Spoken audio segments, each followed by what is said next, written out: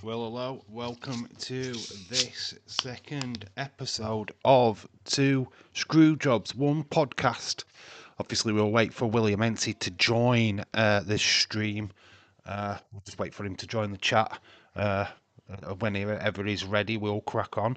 But obviously, we'll do the opening, get people in to the stream, and then hopefully William will appear. Obviously, it's pretty much still the setup from yesterday's live stream, so still got the graphic up for wait for people to come into the chat. And obviously this is a Christmas special. Actually, let me just get my notes. I will be 2 seconds. God, very classy. Hello, Leeds 2025. Let me just get my notes, bud.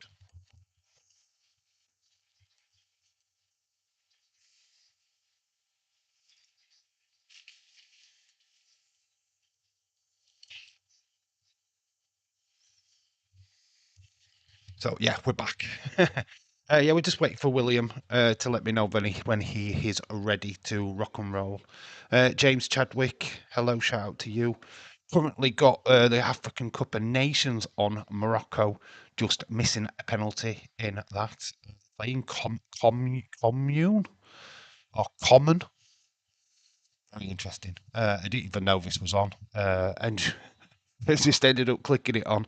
I was going to watch the Royal Variety, but then I realised that this game was on. So yeah, we've ended up watching the African Cup of Nations. So James Chadwick, hello. Aged Car, hello. Triple A was epic. It was a really good show last night. Really enjoyed it. Uh, we have got Hassan Gamer. Hassan, shout out to you. The happy winter season. Yeah, happy winter season. Well, Christmas is what we call it here in the UK. But shout outs to you, Hassan. You put the headset on so we can hear you. Can hear William. William's not in the chat yet, mate. That's why he hasn't connected yet. So calm down. William's not here yet, bud. That's why I haven't put the headset on. Yeah, you can't hear William because he's not here, basically. So, aged car, just calm it down. Let's wait for William to show up in the chat. Actually, let's put it to live chat so that we get everyone. I fucking hate football. We won't talk about that Villa game, eh? We won't talk about that one here. I've got my new haircut today. Hassan, shout out to you. Very cool. Patrick from Highland, hello. Shout out to you, bud. How are you doing? It's Morocco. Who's put what? Who? What? Did I say Morocco? Who did I say? Did I get it wrong? Oh, South Africa, Egypt. No, that game is not happening. It's Morocco versus Common. It's Patrick. I don't know what game you're watching, mate, but it's South Africa don't play today, mate. It's the opening game. It's Morocco versus Common, who I don't know who Common are, but it's 0-0. 27 minutes gone in that game. Dave, do you think that Days will show up in the chat? I don't know, dude. I have no idea. That's completely up to him. No pressure from me. I need William to show up in the chat. That's for sure. Tom, hello, shout out to you. Once William does, we'll crack on with what I've got planned. Sorry about that, Dave. No, Patrick, that's completely fine, but please find out what you're talking about first before you start commenting. Yes, I do believe that South Africa will probably play in Egypt at some point in this tournament, but this is just the opening game, so it's the host nation Morocco versus Common. Yeah, and they've just missed a penalty. So yeah, like I said, we're just waiting for William to show up. And once he says he's good to go, we'll crack on. It is a naughty and nice list. I have got a few people what have who can make the list. Well, you can also get involved. Obviously, your involvement is very much important to me and everything else. So yeah, we'll just crack on with that. I've got the Ofcon on and darts on. Why am I not surprised? Ooh, half chance for Morocco. Dave, are you going to sing a Christmas song? No, no, I don't think so. Age car. I don't know what you're thinking this channel is, but Christmas songs we ain't.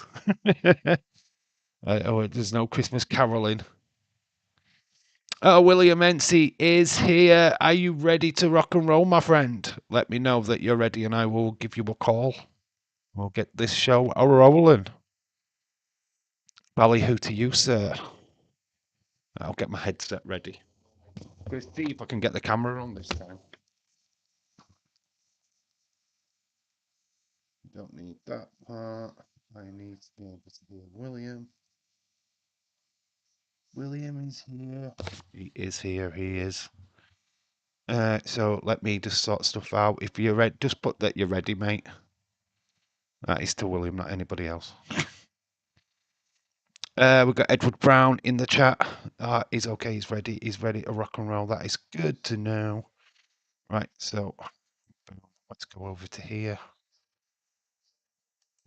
Boom.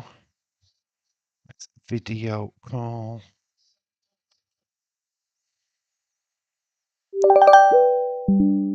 Stick my camera. Is that gonna put my camera on?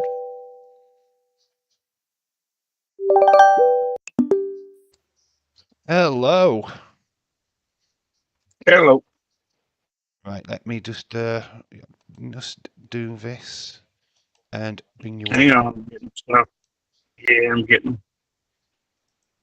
Boom, boom, boom. trying to get some other add-ons.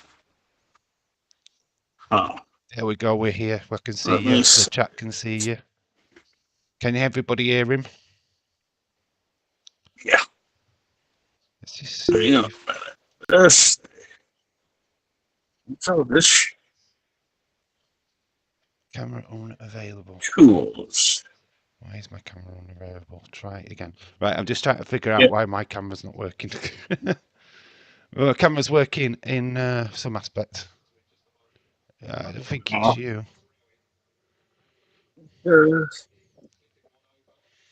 Yeah, apparently I can't get my camera to work. So we'll just have to preempt it there. No worries.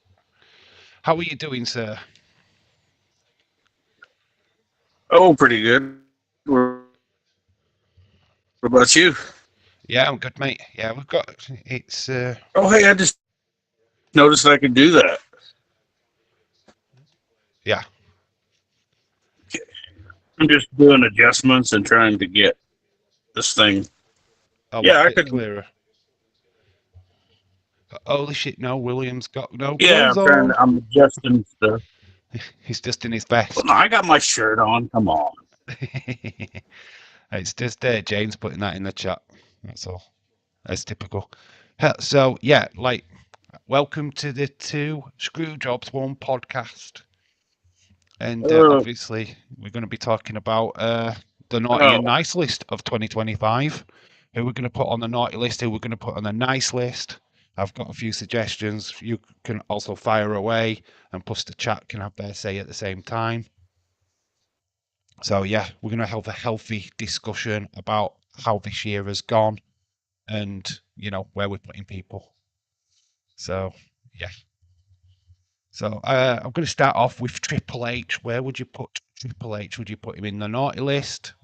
In the nice list? Where would you position him?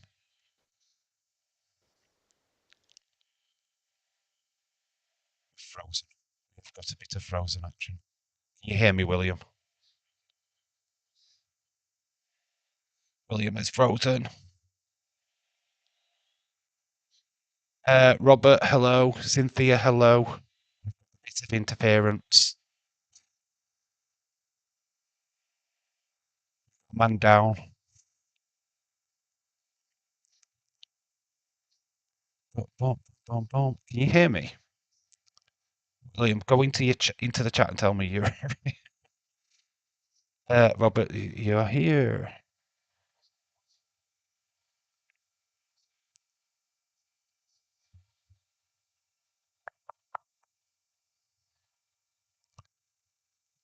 Tommy Toy Travels froze. William, got a little bit of interference. I don't know what's going on. I'm sure he is frantically trying to change stuff.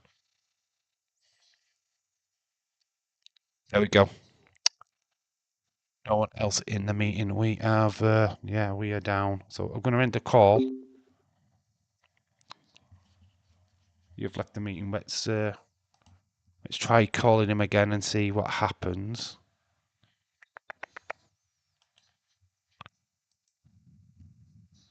Video call. Here we go. We'll try it again.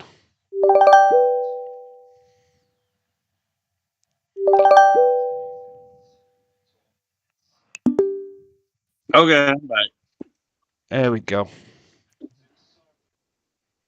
Yeah, I just noticed I can minimize it, and then I can be in the chat, which is weird. All So I right. can Okay. see and stuff. So you can see the chat, yeah? Oh, that's awesome. Yeah, I can see the chat and I can see you. So Right. Is everything coming through loud and clear to everybody else? Let me know in the chat, please. Just showed up your number. It's not my number, I don't think. Doesn't hey, matter. Cynthia. It wasn't on the screen long enough for people. If people started phoning me, they'll just get ignored. Yeah, everybody's gonna start. Yeah, screw all you guys. So how are we doing? Like I was saying, we're going to do a naughty and nice list. Oh. So we're going to just categorize people. James says we can hear, so that's really good. So yeah, we're going to start off Okay. with Triple H, where we're going to position him. Where would you put him? Naughty list, nice list. What do you think his year's been like as a booker of WWE, as the main head of creative?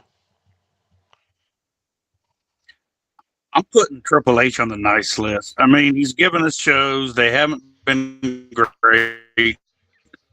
You know, he's got Stephanie, doing her little podcast show. He's got, I mean, you can't just put, I mean, I know it's, do or die. It's all on Triple H, but I mean, I was entertained, most of the time. So I'm going to put him on the nice list, because I mean, who's he following? Vince McMahon. I mean, you kind of can't go wrong. Yeah, obviously a lot of people would probably disagree with that. James would put him on the CUNT list.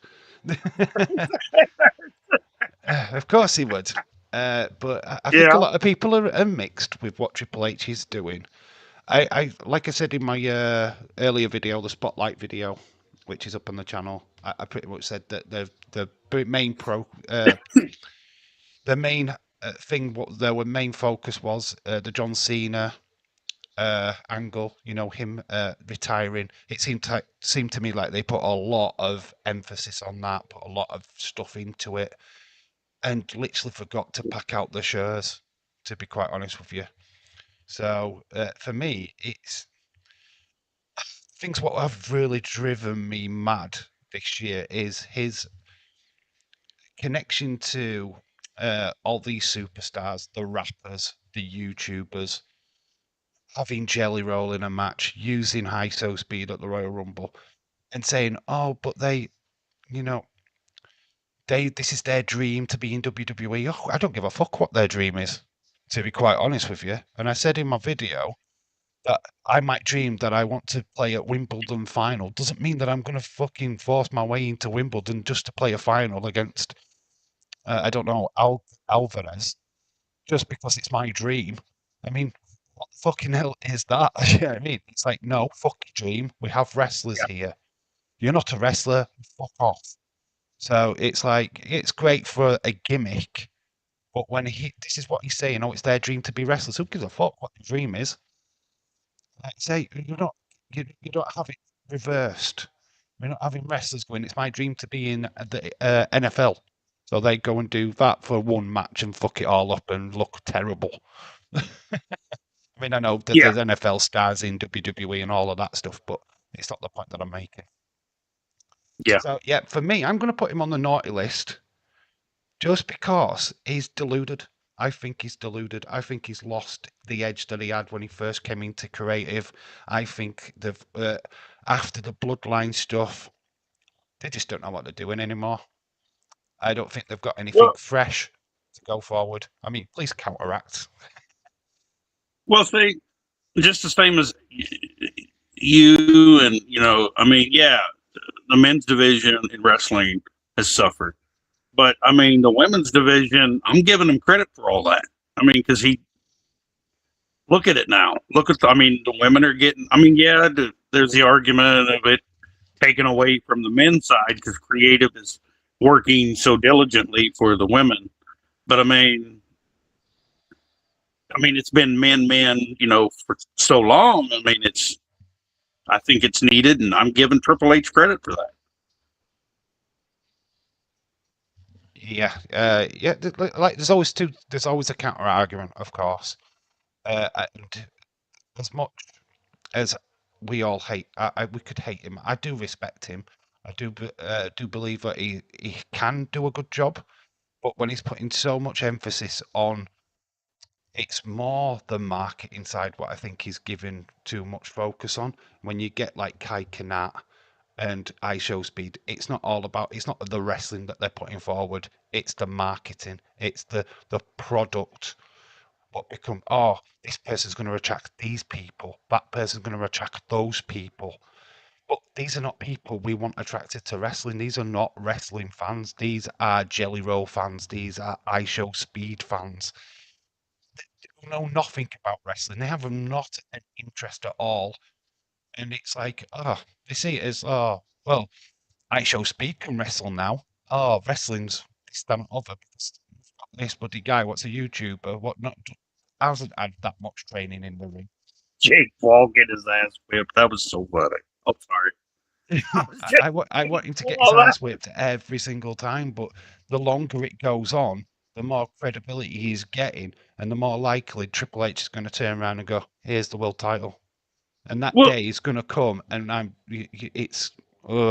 want it. Don't need it. Eventually, and I mean, I want to see it myself. It's going to be Logan Paul versus Jake Paul at a WrestleMania in the future. I mean, I want to see it, because that would just be hilarious, because it's like two douchebags and a wrestling match. I mean, that writes itself. Yeah, it does. I've heard today, and it's just been Facebook posts, so you just take it with a grain of salt because Facebook, they're just idiots on there. But somebody was saying that Logan Paul is wanting to challenge Anthony Joshua to revenge his brother. It's like, what? Are you flipping mad? He'll just batter you like he did Jake Paul. Logan Paul will get absolutely spanked within a second. Because I don't think Anthony Joshua would even take that. I think he'd just bang him. But anyway, it's so this is where we get into where this celebrity death match. I mean, that was a TV show with claymation. Now it's becoming reality. Oh God, how many more of these celebrities are going to think, "Oh, I want to be a wrestler this week," and it's opening this fucking door, which I hoped would never be opened. I don't want to see it. I mean, they're not even the celebrities what we're picking are not internationally known. I wouldn't have known who Jelly Roll was until I saw him on WWE TV. iShowSpeed is a YouTuber thing for the younger kids of today, not for adults of certainly my age. Agreed. I ain't flipping watching his videos because why would I? He just screams and shouts a lot. No, thank you, not for me. But yeah, we've got these. This happening right now. James goes, "Oh, Facebook is retarded." Oh, honestly, thing about Facebook quickly. I saw a post, some of the posts on there, they're lazy twats right on there because they're posting AI images instead of actually just getting the proper image, which can be found on Google search. The AI image, you click on the like the photograph and you enlarge it and have a look at the wrestler's face. It don't look anything like the wrestlers that they've put in it. So Hulk Hogan looks like flipping Terry Buddy Rock. I don't know. Yeah. I'm just using an example that they just don't look like they should do. It's honestly a farce. And I just think you're using AI for that when there's images in Google search with the actual faces. Why would you use AI to generate a picture which you could easily do yourself? Lazy twats. Absolutely laziness. Well, I mean, AI opens up a lot of possibilities, but I think if you're trying to take someone who actually existed, like Macho Man or Hulk Hogan, and you're messing with that. That's that gets a little stupid and that gets a little dangerous because you can create a narrative of your own about that person or, exploit that person. Then you're going to get into legal ramifications of, the family, they're going to come after you eventually because AI is going to be They have recognized. estates, don't they? They have estates Yeah. where Yeah. they want money. They'll eventually go, well, you're using the likeness of my late husband. I want paying. Whatever money you're making, I want a percentage of. Yeah. And eventually it will get really sticky in courts. At the minute, there's no court law, there's nothing, there's no copyright to it. But eventually there will be. Yeah. That's the Uh, thing. uh, It's just going to get. Oh, go ahead, man. uh-huh. Right, so we're kind of where are the chat on Triple H? Let's quickly ask them. Are you putting him in the naughty list? Are you putting him on the nice list? Where is the chat on? Well, James put him on the cunt list, so I mean that's where. Well, you said it, not me. So quickly shout outs to Cynthia. Hello, Robert. Sorry about your loss the other day. Shout outs to you, my friend. Hopefully you are looking after your mum when she needs it. We've got Drew as well in the chat. Mystery guy was Austin Theory, says James Chadwick. We know. Who thought it was somebody else? Oh, Khalid. Dave is wrestling. He teams with Kendall Gray. Yeah, of course I do. Everyone does. Anyway, so we'll wait for the people in the chat. So Lee says naughty Yeah. list. So we'll just wait for them, some of them to pop up. While we're waiting for that, where would you put? Now, when you guys answer the naughty or nice list for Triple H, don't just do what everybody else does, or just like answer honestly for yourself. I mean, that's yeah, because all I'm going to see is naughty list because we're Team Dave, Team William. He can suck a dick. We don't care. I mean, I'm just saying. I'm going to say there's I no Team enjoy William, there's every no show. Team Dave. If I agree with Yeah. William, I agree with William. It's as simple as that. Well, Cynthia is like at the top of my naughty list. She's never going to be her and Who's Leeds that? this year 2025 has been just Leeds and Cynthia at top of the naughty list right there. Yeah, they're on a different naughty list though. They're on the kinky naughty list. Yeah. They should get a room naughty list. That's what they are. Get a room. Yeah. Just do us all a favour and fuck already.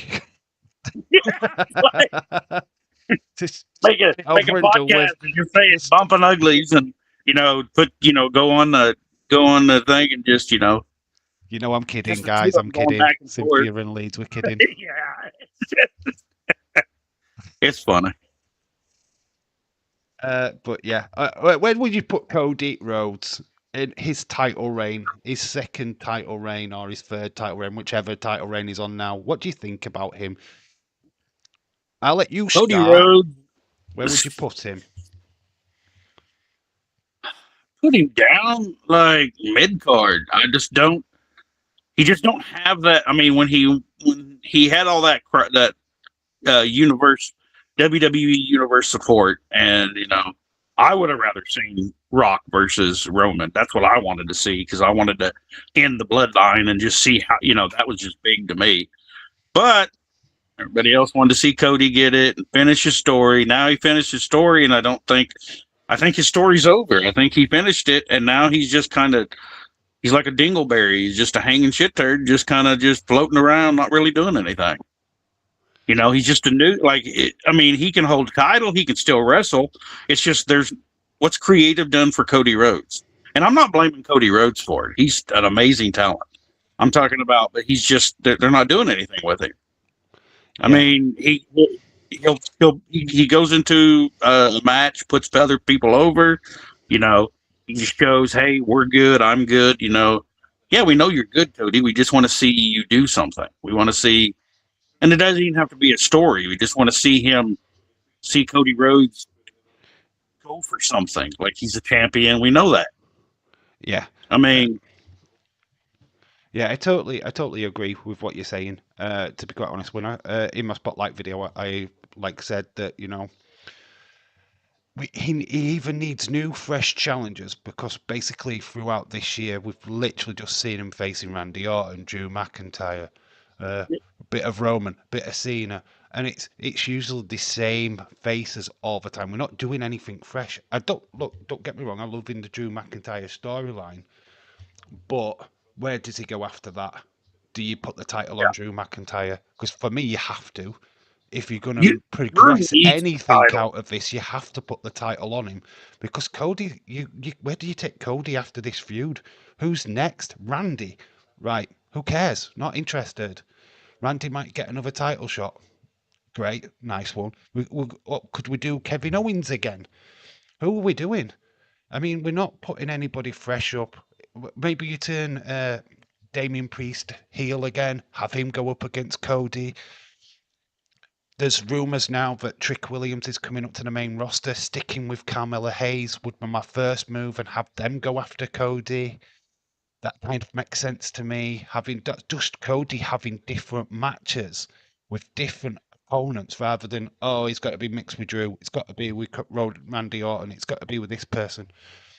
We've got a plethora of talent coming up from NXT, which we can use on the main roster. Look how good and well received the Obafemi Cody Rhodes match was at Saturday night's main Yeah, event. You build that up as a proper feud, I guarantee you people will be wanting that at Mania. If you yeah, did it right, you could build Obafemi up as a massive beast what Cody cannot defeat. He'd struggle against him. He's having to get disqualified to keep his title, or he's getting counted out to keep his title because he can't simply get the job done. And then you can just build it and build it and build it until you get to that WrestleMania where if Cody doesn't win, you know, or Cody does eventually win, it's a big deal. Do you know what I mean? It's a big deal that he's finally beaten the massive guy, Obafemi. We don't do feuds like that anymore, where the heel is unbeatable and that yeah. your baby face is up against it all the time. We just don't do it. I don't feel that Cody's title reign is ever under question, and we should do now with Drew McIntyre, but I never feel like it is. So for me, we need to start either take the title off of Cody and start with Drew McIntyre going forward as champ into 2026, or we start getting new people to challenge Cody and really push Cody as the champion and really make him fight against something. While everybody's champion, he's done the hard part. He's already king of the top, king of the mountain. Let's see Yeah. who can topple him. Let's see let's really build up the next guy to be champ. I don't think we're Yeah, doing but that then at the moment. what do we do with Cody after that? Even because that's not going to last long. I mean, you can only have Oba and Cody, going up against each other for so long. Like Cody just needs. I mean, the title thing doesn't even matter. I don't think because he's already had the title. He did. He had his. I mean, when he finished his story, that story finished. I think. Yeah. I think with Cody, it'd be nice to get like a. He needs he needs to start going after like things that other legends have done. Like what if Cody would like go after fastest match, go after all those other things that other wrestlers have done, other champions, and go after like have a reason. He just needs a reason to do a match. I mean, and his reasons would be to be the best, be the actual best wrestler by beating everybody else's quickest times, the longest, the most, the bloodiest match. I mean, do it all like the bloodiest match, to where he's trying to put in the longest match, the Iron Man. I mean, well, he's had a bunch of those, but you know what I mean. Like maybe go after like the Guinness Book of Wrestling But really, things. like putting it out there that he is the best champion of all time by Yeah, beating the history books of saying, yeah, well, you know what I mean. Defending I mean Bret Hart when he was champion, I think he pretty much still holds the record for how many title defenses in one year. I mean, I'm not Yeah. 100% sure of that, but I know he did defend his title pretty much. Well, one every 2 weeks, he was in a title match. He was a defending champion. Don't really see that Yeah. anymore because Cody doesn't really put his title up. He'll have a match on SmackDown or he'll have a match on Raw, but it's very rare. It's for the title. You know, they Yeah, I really think that's saved that for a yeah. big like Madison Square Garden show or something like that. You know what I mean? Yeah. But See, so then after that, I think once he once he went through and he doesn't have to beat them all, but enough to where he's the best wrestler, and you could turn him heel and just make him, I think they're slowly starting clear to him. do that now. They're starting to Yeah. explore a heel side of Cody Rhodes, which it's a little bit refreshing. But if they're going to do it, let's do it. Let's explore it. Let's get it Well, done properly. Because you could probably name about 5 baby faces what you could stick in a match with him, and it's if you were going to do Roman Cody again at WrestleMania 42, which I believe he's like talked about, let's change it up. Let's have Roman going as the face, Cody as the heel. If you do it the yeah, same but as the 2 matches we've already seen, it's going to be shite. We're going to get bored. We're not going to be interested. People will tune out and go, I'm not bothered about that main event. They'll probably click off that main event and go, right, I'm not bothered. Because it's not going to be anything interesting. You'll do another flipping Bloodline Bloody Rules match, and you just have everybody running again. And it's we've done it twice. I can't imagine us doing it for the 3rd time. So how do they, you know what I mean? How do they make it interesting? And the only real way of doing that is having Cody as a heel. I'd like him to explore that. How they okay, do that would be very interesting. but I mean, for me, I like the long-term storytelling, so I like to be included in it. So I like to go along with Cody, and I would like to see him, because if he starts beating all these records, he's going to start thinking he is the best, like because he is.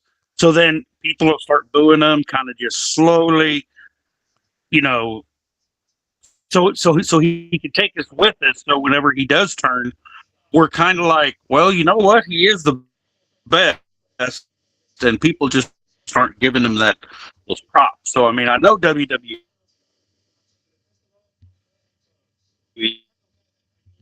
could create that story. I mean, they've done it before, but in a short time. I don't know if they can do it. Just turning Cody heel for any reason, like, oh God, I was out here and I fed this goat, and the goat fucking bit me, so I'm like, I'm going to kill everybody now. I mean, that's just it just doesn't make sense if you turn him heel. To me, short. That's how it would start with me. If a goat bit me, like I'd turn turn. It's just it's too fast. There's no build to it. Yeah, I think Cody was better chasing a championship I than being a champion. It's like, damn it. Cynthia asks if you could. Let's see, Cynthia asked me, question for William. Yeah, go on then. I'll let you answer. Yeah. Yeah. Oh, up next year, Triple. Who would you have? I don't think I'd bring anybody up. I would just work on the talent I got. Because I think when you call people Retro Wrestling, NXT, I'm going to women's side. They've been putting it down, and I would put Kendall Gray on the main roster. She needs to go up. I think she's very Kendall close Gray to being needs ready. to go up. She needs to pass NXT. She's there practically anyway. Yeah, she's got the Kurt Angle or the Ken Shamrock, however you want to say it, when she pulls that tight down. I mean, that's just, and then she's just like, get out of my way. She reminds me of Kurt Angle with the straps down. He used to do that as well, Kurt Angle. I think that's where they've suggested Kurt Angle, that to and then. Well, for me, it's Ken Shamrock because she kind of combines it because like Ken Shamrock, would look up and be like, "Get out of my way," and he's lost his mind, So he's unbeatable. He's gonna whoop you.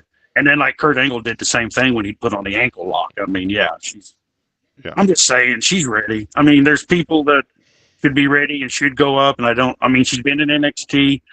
We can see that she does good matches. She cuts good promo. I mean, she's not the greatest. No one is.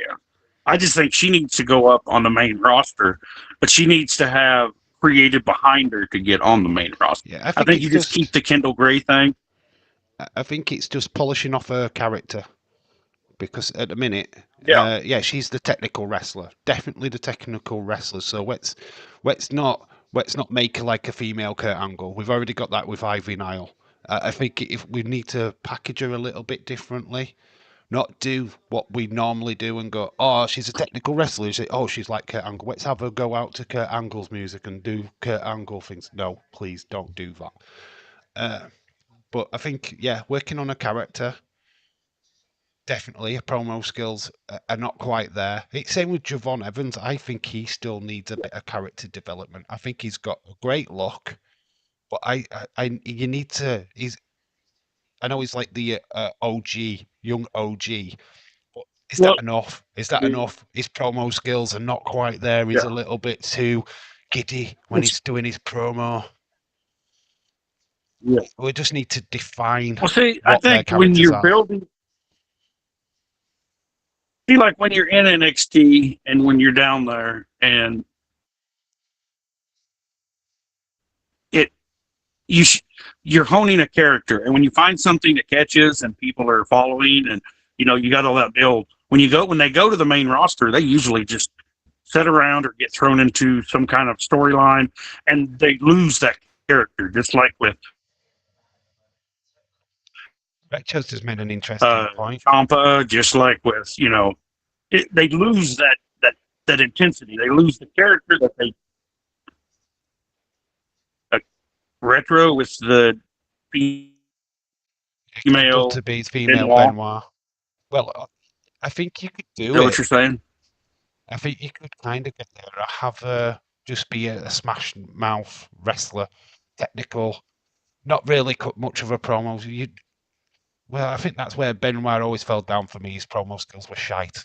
He wasn't a talker. I mean, you had to stick with like somebody like Shane O'Mac to get him over. I mean, his wrestling skills were on point, but Yeah. when it came to talking, Benoit wasn't the best.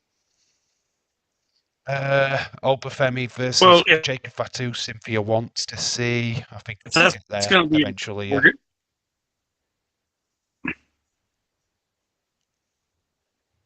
I would just like to see mostly in NXT and on AAA. I want character development. I mean, they need to really focus on that character, but when they go up to the main roster, they need to bring that character with them. They don't need to be. I know with like AAA, it's what WWE owns them, but NXT when they come up, we need that person. We need that because they'll what come they're up and doing then now, wow, big. Who cares? Because they come up and they're like, yeah, go ahead, man. yeah, well, I think what they're doing now is definitely that.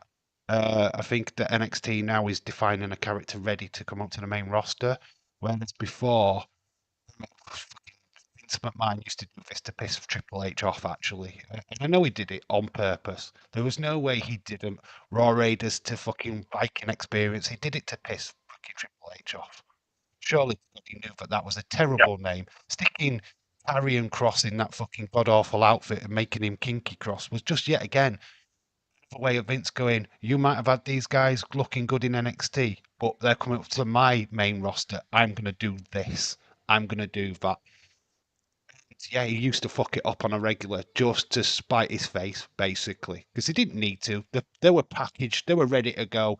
There was nothing he needed to do to carry him across to get him over on the main roster. There was nothing he needed to do to the Raw yeah. Raiders. And it's like now we've got Ethan Page, what will go up as Ethan Page. We've got Braun Breaker, what went up as Braun Breaker. It's not really rocking his character at all. And it's great to see Kamal Hayes is still doing what he used to do in NXT. And we need that because that might draw people into looking at NXT and going, these guys are from there, are they? Wonder who the next lot of talent's going to come up. And you just like think that intrigue would get people to watch NXT. Obviously, it's not quite working, but for me, I think it should. I mean, you should want to know where Javon Evans came from if he gets up to the main roster. What were Trick Williams doing in NXT? How has he progressed to this guy who we see on the main roster? I'd want to know that. And it's like Kendall Gray, what they'd probably need to do is have her showcase some of her talents on a main roster show. Just have her do an open challenge. Have, I don't know, Jade Cargill do an open challenge. Kendall Gray comes out. People go, who's this Kendall Gray? Ah, she's from Evolve. She's from NXT. I need to watch her. Boom. Get the interest, get the buzz. This is what they should be using these open challenges for me personally. I know we get all these good matches from the lesser people on the main roster, but really showcase NXT, really showcase Evolve.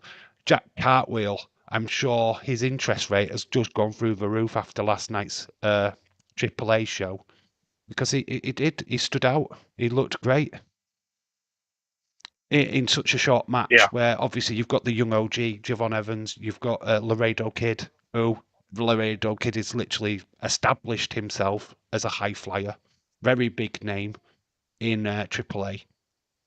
You've got Javon Evans, what is starting to slowly make his name up, and then Jack Cartwheel's there, and he's hanging with them. People are going to go, where's he from? Where can I watch him? And then you've got people what might click on Evolve when that comes back in the new year and go, oh, Jack Cartwheel, I know him. I saw him at AAA. So, yeah, it's quite interesting. Yeah. But we've gone from Cody on the naughty and nice list to quite the snowball, which is very cool. And we're going to bring it back for to me, the naughty. It's more like when you... Go on. Oh, no, I was just going to say, all I was going to talk about was when you bring up the NXT people, you know, like you were talking about Kendall Gray and Jade Cargill. Well, you know, Jade Cargill is a gimmick. It's a look. She's a storm. She's a superhero. So she's protected. So if you had Kendall Gray come up and went over on someone like Jade Cargill, who is, you know, the WWE protects their gimmicks, I don't know if that would be a good idea because you're going to bury Jade Cargill. Because when they start getting losses is when people start getting angry or people start, you know, not following that character because they're not what they want them to be. So people want Jade. Yeah. I think how you... Well, a loss doesn't hurt.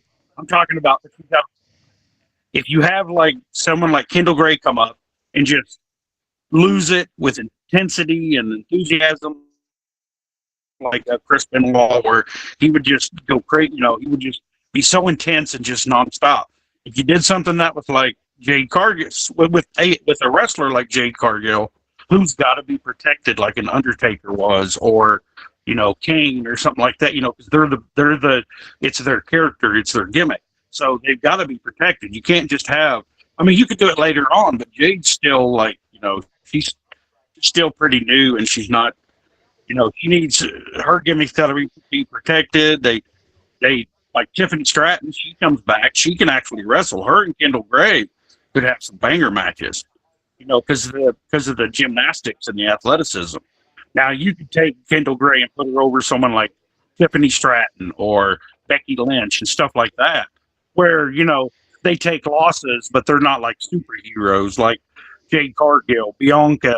You know, those are like strong, you don't powerful beat Bianca women. Belair. I mean, you can't beat Wonder Woman. Yeah, like you know what I mean. Like, but that's how it did in WWE. They build them as superheroes. So guess what? Well, if you have them lose, then they're not superheroes no more. And they're not believable. And the point is to get us to believe that they're this person. I'm not saying that it's a good thing that they do that. That you know you protect a gimmick, but like no selling, I really don't like. But someone like the Undertaker no sells or Kane no sells. I love those moments back then. Mean, I love watching Kane like take the chair shot and just Well, false I don't finish, false finish. Yeah, it's so much like ECW in like the bad days, like once WWE bought them out. So I mean, you know, ECW was great, you know, because they just back and forth, yin and yang. So it wasn't one. They never really put one guy over as you know, like as as a no sell. They sold each other's moves every match.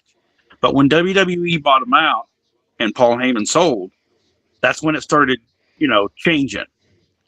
So it The wasn't, story it about wasn't as much.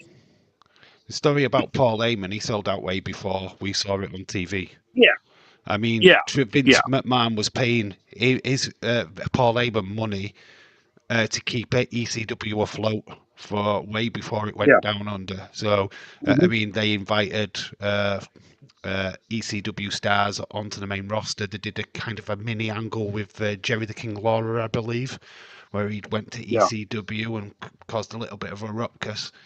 Vince did that as a favour to Paul Heyman. They had great friendship over the years, and he was helping him out yeah, pay the wages of the wrestlers. Obviously, ECW was in financial shite. It yeah, was folding, way before we even saw it fold. Obviously, that's when Vince made loads of deals, got like the Dudley Boys onto WWE TV, RVD got signed, and these were all just deals to keep ECW afloat as well, yeah, just keeping these stars relevant.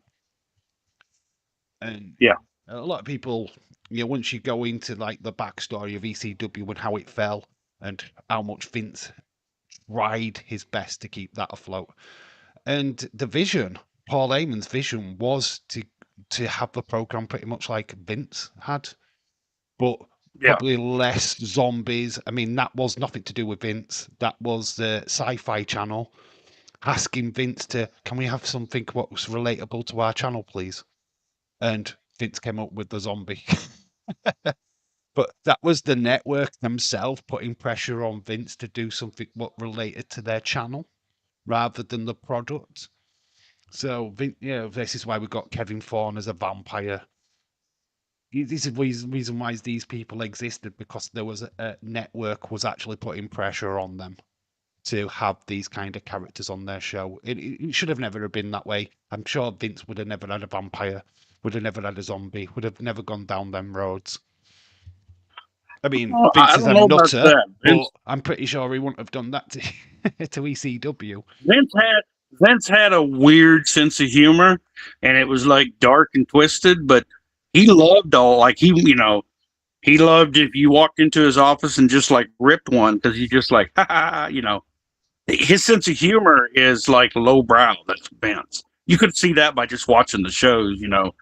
Then he had like the stars come in like where you like they were doing a movie and he'd have like the only one I really like I liked like the MacGruber one, 'cause he had the WWE had a lot to do with that, so did Vince. But when Yeah, they'd have a star come in and guest host, they don't do that no more. But I that was would love it funny. if But they did that I again. thought If that was that's a how they're going to bring celebrities in, then do that, because that was cool. yeah, I liked the Muppets when they were on, yeah. because it was just silly. It was Like silly you like stuff. seeing it. It Yeah, was just one-off silly stuff, which, yeah, depending on which guest host you liked. I mean, have Jelly Roll as a guest host, I'm completely fine with. You don't need to have him in a match. Have High Show yeah. Speed as That a guest host. I'm happy with that, because they don't get involved in the wrestling. They can just be in the backstage, interviewing wrestlers, having fun with the wrestlers. I'm fine with that. It's then when you start going, oh, do you want to be in the Royal Rumble? What the fuck? No. No, don't well, ask I think with the these people to MacGruber. be in the Royal Rumble. Yeah. There's no business in there. I don't care. I Oh, mean, yes, I show you mean speed. like where Colin Jost and Michael Shea, where they had him with Braun Strowman, Yeah, where they like did that's that Kerry bloke, Drew Kerry, is it? Drew Kerry went into the 2000 yeah, Royal Rumble, and what did he do? He got in the ring with Kane yeah, and then jumped over the top rope, and that were it. What a waste. Absolute waste. yeah. Just to have Drew You Kerry could on the have had flipping show because he's got a new show on the network or something. And it's like, why are we wasting time with somebody like that? Why? yeah. Well, I What? mean, yeah, there's arguments on both sides, and it was kind of funny. And Right. I was just let me address Age Cart, right? Please, for the love of yeah, 'cause God, will you he's stop asking us questions about WEP? We're not on WEP. I I'm was getting about to fed. say, I am getting God, a little dude. bit tired if you can constantly comparing us to Taze and Tommy. We are not them. Please stop, because it's doing me head in. can we just do a podcast without web? I'm sure Tommy and Days do a wonderful job of it on their channels.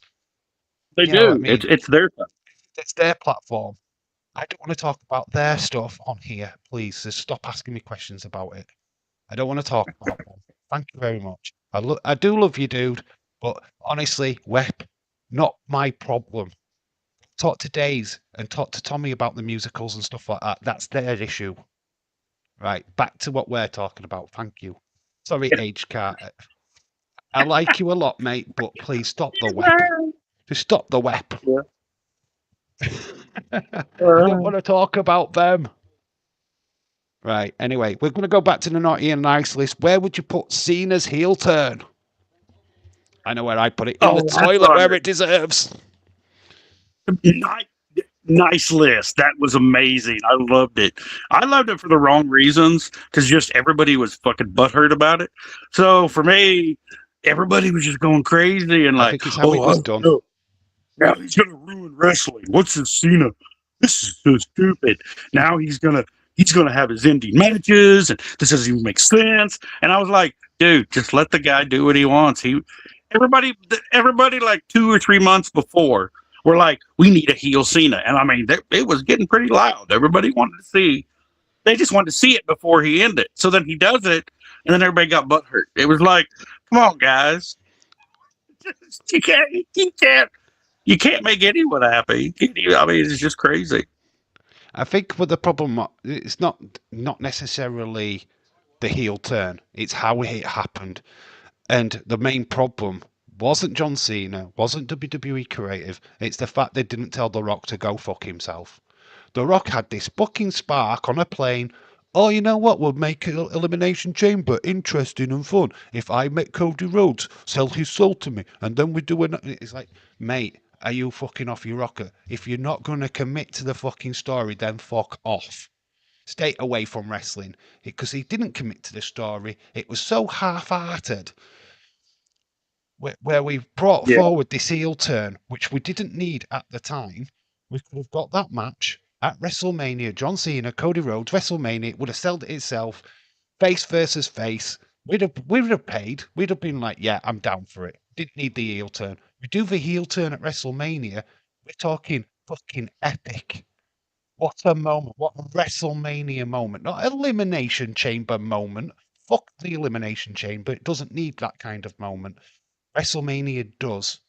That heel turn at WrestleMania would have fucking been epic. Would have fucking changed that entire show completely on its head. But we fucked it up.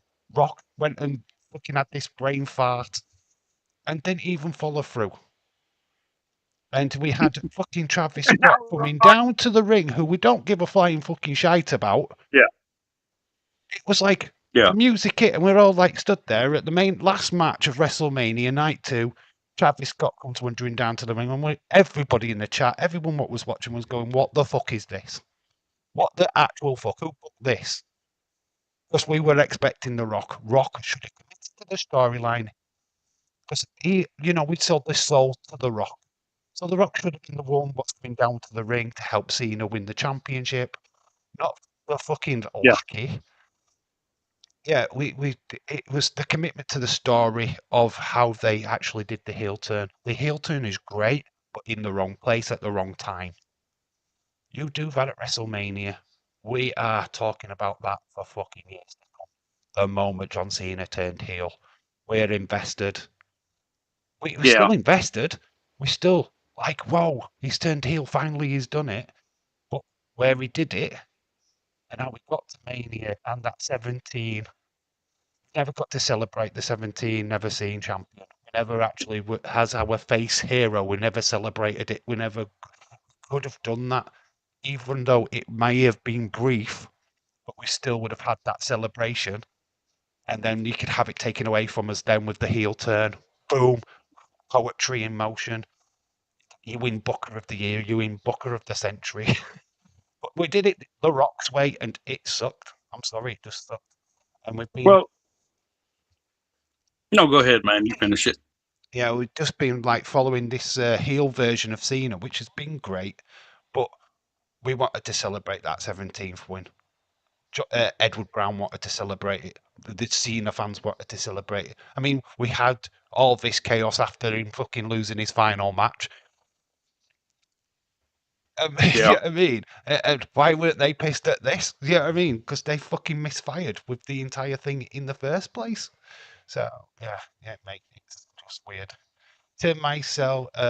Turn itself was great. The run, not so much, says James Chadwick.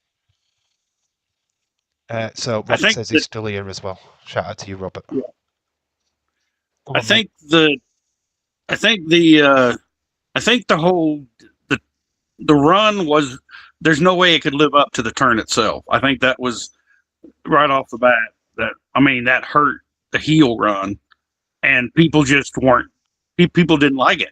Like they liked the turn, but then when he started going with it, they're like, nah, we want our nice, we want our cool, we want like the nice badass. Oh hey Trini, that we want our cool ass Trini, hello. Shout out to you. zippy Cena back where he's all happy and loyalty and respect, pumping up his shoes and sucking dick, whatever the hell his thing. I can't remember him sucking dick. Sorry, Which era was that again? pandering to the crowd, like he's out there pandering, going, doing all the crowd pandering is what I should have said. Right, okay. But he's out there like, hey, look at me, I'm here for you guys. Yeah, I'm sorry about that.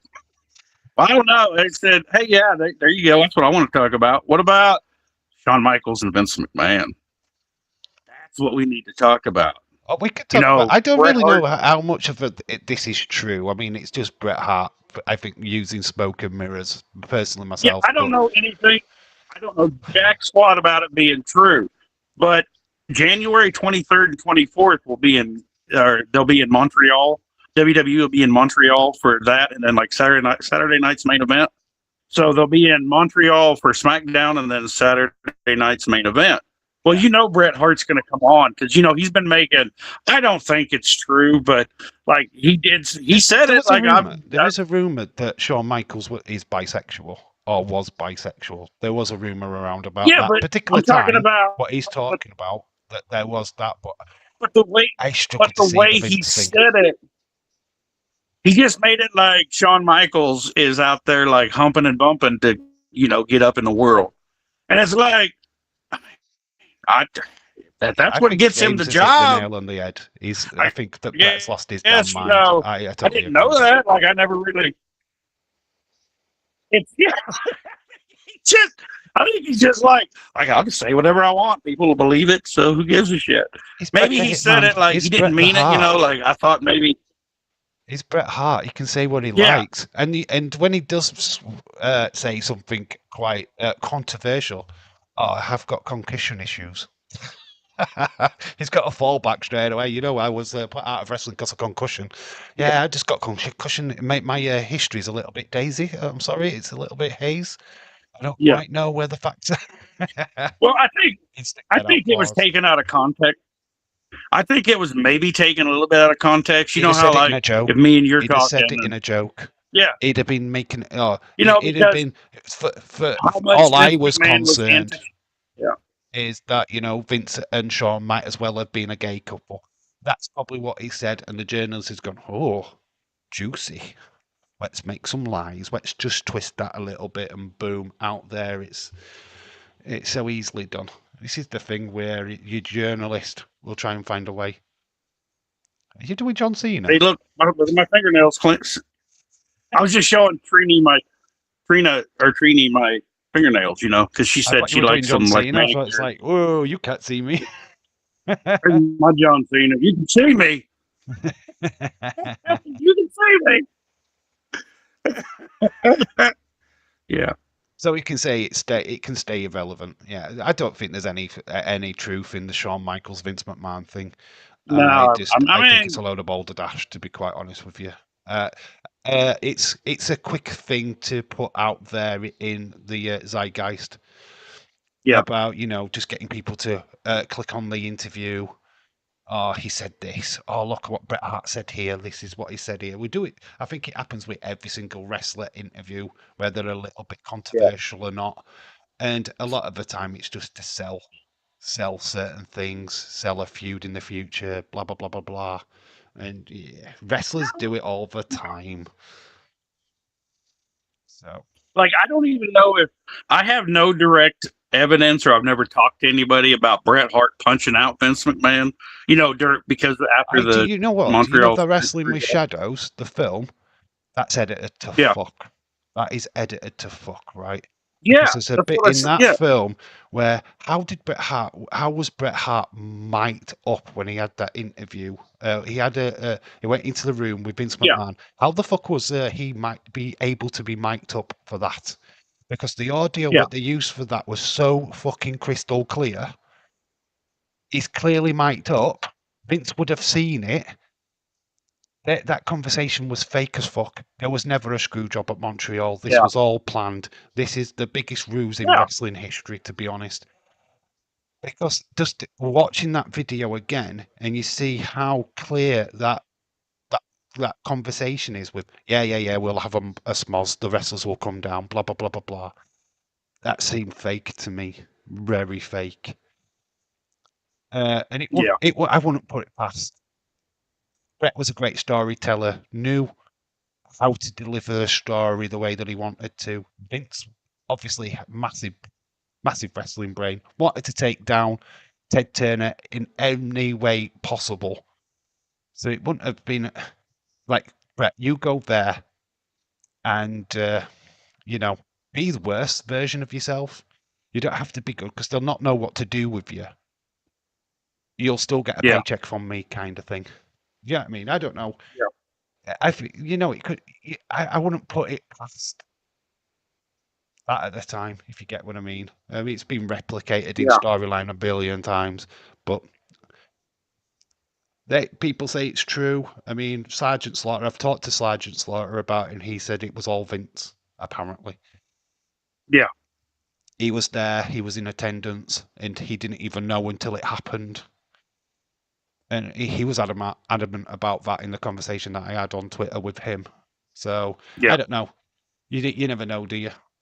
So, No, and even if you think you know, you don't. Like, because we're not Vince, we're not Shawn Michaels or Bret you'll never Hart. get to know. So, You'll never get to know because no. Bret Hart's not going to ever tell you the truth. Vince is never going to tell you the truth.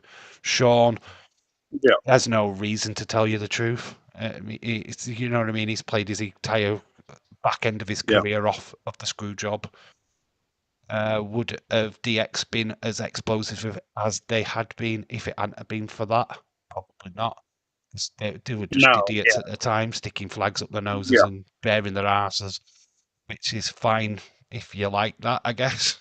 But that was I never got into DX. I was not a fan of them. I was a Bret I Hart really fan. wasn't even.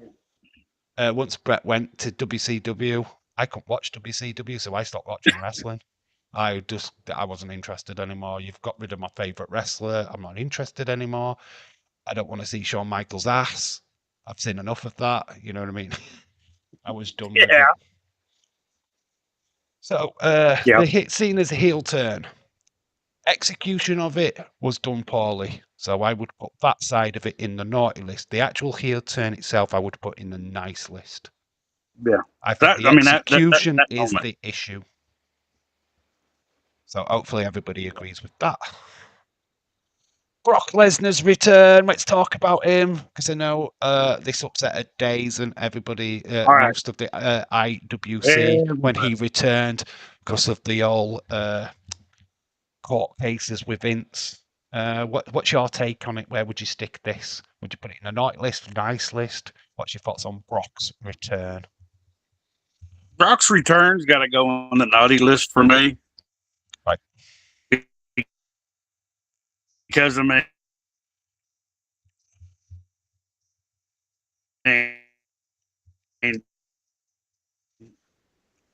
trip. I mean, everything surrounding him coming back. I know he didn't have any. He was cleared of everything on the Janelle Grant side with Vince McMahon, but he's still in that Vince McMahon group I would have never thought that WWE or TKO even would have brought back. I mean, they're trying to move away from Vince McMahon, and then they bring back Brock Lesnar, one of his, I mean, they're still friends to this day. So Brock Lesnar and Vince McMahon, it, it just didn't make any sense. I mean, I get it as far as publicity and stuff like that, but I mean, even though he did provide lots of funny stuff with tripping and ripping his ass pants out, I mean, that was funny, and he really done anything. But yeah, I'm going to go naughty list right off the bat just because I think it was a poor, misguided move in the first place, and he's going to retire anyway. So, are we going to do a retirement match or? So I mean, Right. I just don't know. I'm actually going to counteract this because it's not necessarily on the nice list, but I haven't got a problem with it. Yeah. James has still got his CUNT list going with Triple H and now with Brock Lesnar on it. His CUNT list is Well, getting James is going to have massive. So it's quite an impressive list. Well, for me, I'm look, TKO, money strategy. They're a big, massive company. They own UFC. They won't want anything what would damage their reputation. So having Brock Lesnar back, if these allegations were still in effect for Brock and he hadn't have been cleared, they would have not touched him with a 10-foot barge pole. They would have had no problem in going, now we're not going to use Brock Lesnar. We don't need him. He doesn't need to return. But clearly they've looked at the situation. They needed a big monster heel to face John Cena, one of his final matches. Bringing Brock Lesnar back, they must have made sure that he was cleared. They must have done all the legal stuff. Can we use him? Is this going to look bad on us if we do use him? They've weighed every single option up before going, right, we're going to do it. We're going to get him back on TV. Surely to God they've done that. So for me, personally, if they have done that and he has been cleared, then why are we still talking about it? Why are the IWC still throwing mud at Brock? Things happen. He wasn't the guy what was doing the sexual assault things on this lady. And Vince is still not technically being found guilty yet. Because this is still, Well, as far as I'm aware, still well in the court system. We've not actually got it's not a anybody matter of. convicted of anything at this moment in time. So, Well, I think what you're missing, and a lot of people are missing. I see it because it's more that boys club, the mentality that's backstage. You remember before any of this, even before Grant even filed charges, that was a big thing because the boys club still exists. I mean, it's still like you know, just it's. So it's like it's more or less Brock Lesnar was a part of that environment of that bred all this, and him being with Vince and being a friend. Like we know that Brock Lesnar read the messages, knew what was going on, and is still friends with Vince McMahon. And I think that's Brock Lesnar's thing bag to carry. That's why he keeps getting mud thrown at him because he didn't immediately say this is wrong. We can't be friends anymore because you're just gross and this is pathetic. We don't you don't but we you don't don't treat a know. woman This like is the thing, though. We don't know how much pressure is being put on these other yeah people. This is the thing what's not yeah being disclosed. What pressure was on Brock? You tell anybody about this. This is your job on the line. We didn't know if that conversation had happened with him and Vince. Was Laurinaitis? Did they have that conversation with John Laurinaitis? You're my right hand man. If this mud gets thrown, I'm throwing you under the bus first, so you better keep quiet. Do you know what I mean? We don't know what the implications were well for Brock. We don't know what the implications kind were of for.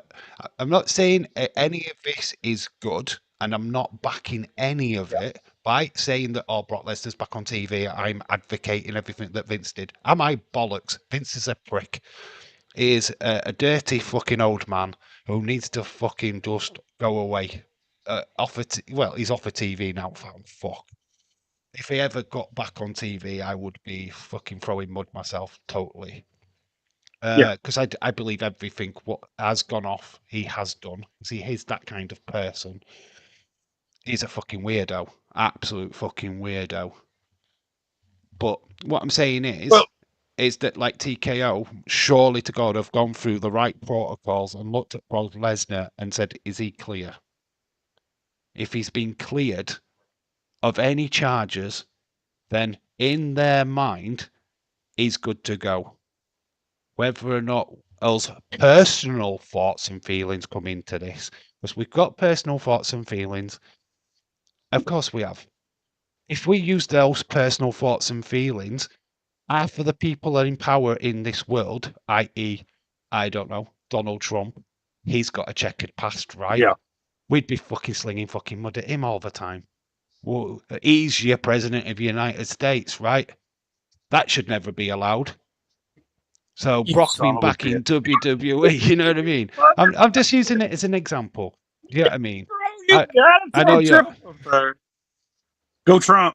I mean, I know you're a best Trump president. supporter, so I'm not slinging mud, but I'm just saying. He's the leader of all leaders. Do you know what I mean? I'm just saying there's a checkered Yeah. past there. Yeah, I don't care. By proxy, this is what we're doing to Brock Lesnar. Yeah. By proxy, people are doing the same, but then they're not doing it to other people what have got that checkered past. So that's all I'm saying. It's just a constructive Well, argument, basically. isn't that exactly what the Me Too movement did though? Anything and everything you did in your past, if it was one thing, it was brought up. And then we moved away from the Me Too and quit trying, the whole cancel culture. I mean, it exploded, and so we had some pretty sick individuals, but like the Tessa Blanchard with the racism thing, for instance. She has a checkered past. She has all those, but Well, she's we've got a classic case continuing of to it wrestle. now, as more recent than Tessa Blanchard. You've got Smasher Slamovich. She's lost her job now. Her contract's not been renewed. She Yeah, physically beat up a yeah, fella. She's done for GBH. She's yeah. probably going to do time. She's no longer going to be a recognised wrestler in. Nobody's going to touch away a 10-foot barge pole. I've said 10-foot barge pole quite a lot tonight. Yeah, but Sponsored by okay, 10-foot I got a barge question poles. though, Dave. Does anyone have a picture of the dude she beat up? Is there any pictures of like the dude that she beat up? Or dude? I don't know. I don't know. I don't know if there's any. You know what? Because I'm outside of the US, we won't even get this. Unless I search for it online and actually try to Yeah. find these images. Smasher situation. There was violence on both sides, says James. Okay, doke. There you go. We got an answer. Like I Yeah, say, I but don't know the still, case, but it's even if cost she was brought Smasher to that, more than what it has her partner because she's lost her job now. She's done. I don't think she'll ever get back into wrestling. Tessa Blanchard, the racist thing, she's worked at that yeah. massively behind the scenes. She's Well, building back up her her partner though, reputation. What's that? that dude was, imagine how much money and how He's a much big it's CMLL taken on both of wrestler. them just being there and being together. He's a big star in Mexico. He's a Tessa Blanchard's fella. Yeah. Yeah, he's a huge Mexican like star. So Yeah. she's rid on He's still his there. coattails, and that's where she went when she went missing from TNA. That she Is was it in Mexico. She was EMLL? yeah, CMLL. Yeah, she was over there doing stuff there. So Yeah. she was built well. She was off of TV. She was building back up her reputation. She's been working with mixed raced wrestlers. Obviously, she's in a mixed raced relationship herself. She's married to a Mexican when she's not. Do you know what I mean? So she's built her reputation Yeah. back up. So we're still throwing mud at her, and she's trying to do everything to knock all that mud off. So yeah, I always find it muddy water when we go down these lines because we could throw Jimmy under the bus. We could throw Jacob Fatu under the bus because they're past their shite. Jacob Fatu spent most of his early days in jail. Jimmy was caught for drink driving on more than one occasion. Do you know what I mean? How can you support them and go, oh, Tessa's a racist, hate her, and then go, oh, Jimmy's ace? No, he's a drunk driver. End of. If you're going to be like that with Tessa, then he's a drunk driver. He could have killed somebody. So you're okay with that then? You're fine with that. And yeah, you know what I mean? I just can't. Back your Yeah, I opinion just up, I can't. think. I just like that. We're just cutting into each other now. I just can't like what Tessa did. I don't forgive it. It's not like where I'm forgiving Nobody's it or expecting saying, people to "Hey, forgive. it's okay." That happened. You grow from it, but you know, to the best of my knowledge, she still never admitted to even to the context of which she said it. And I mean, it's a derogatory term. She intended to harm the other person with it. It wasn't like she said it. She said it out of anger, and she tried to harm. She knew it would be effective. Well, when you do that, you need to apologize for it. You know what I mean?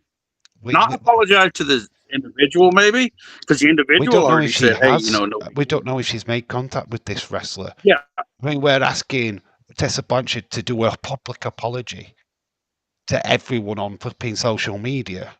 I don't think that's necessary. She just needs to have had words with the wrestlers she said this word to, and I'm pretty sure she might have done. We don't know for fact. This person's never come Well, out and there's said, "Oh, public. Tessa's actually said this to me." We've never really had that. We've just had, "Oh, didn't you say something racist to this wrestler once on Indies?" And then we've fucking blown it all out of proportion and gone fucking 50 Shades of fucking all batshit on flipping Tessa. Yeah. Do you know what I mean? Yeah. I'm watching that Morocco game, James. It's 2-0 Morocco. Anyway, there's African Cup of Nations on at the minute. I'm watching the Chiefs, hoping they lose. That's what I'm doing. I'm like, right, we're going to move off of Brock. Mahomes is out. No Chiefs this year.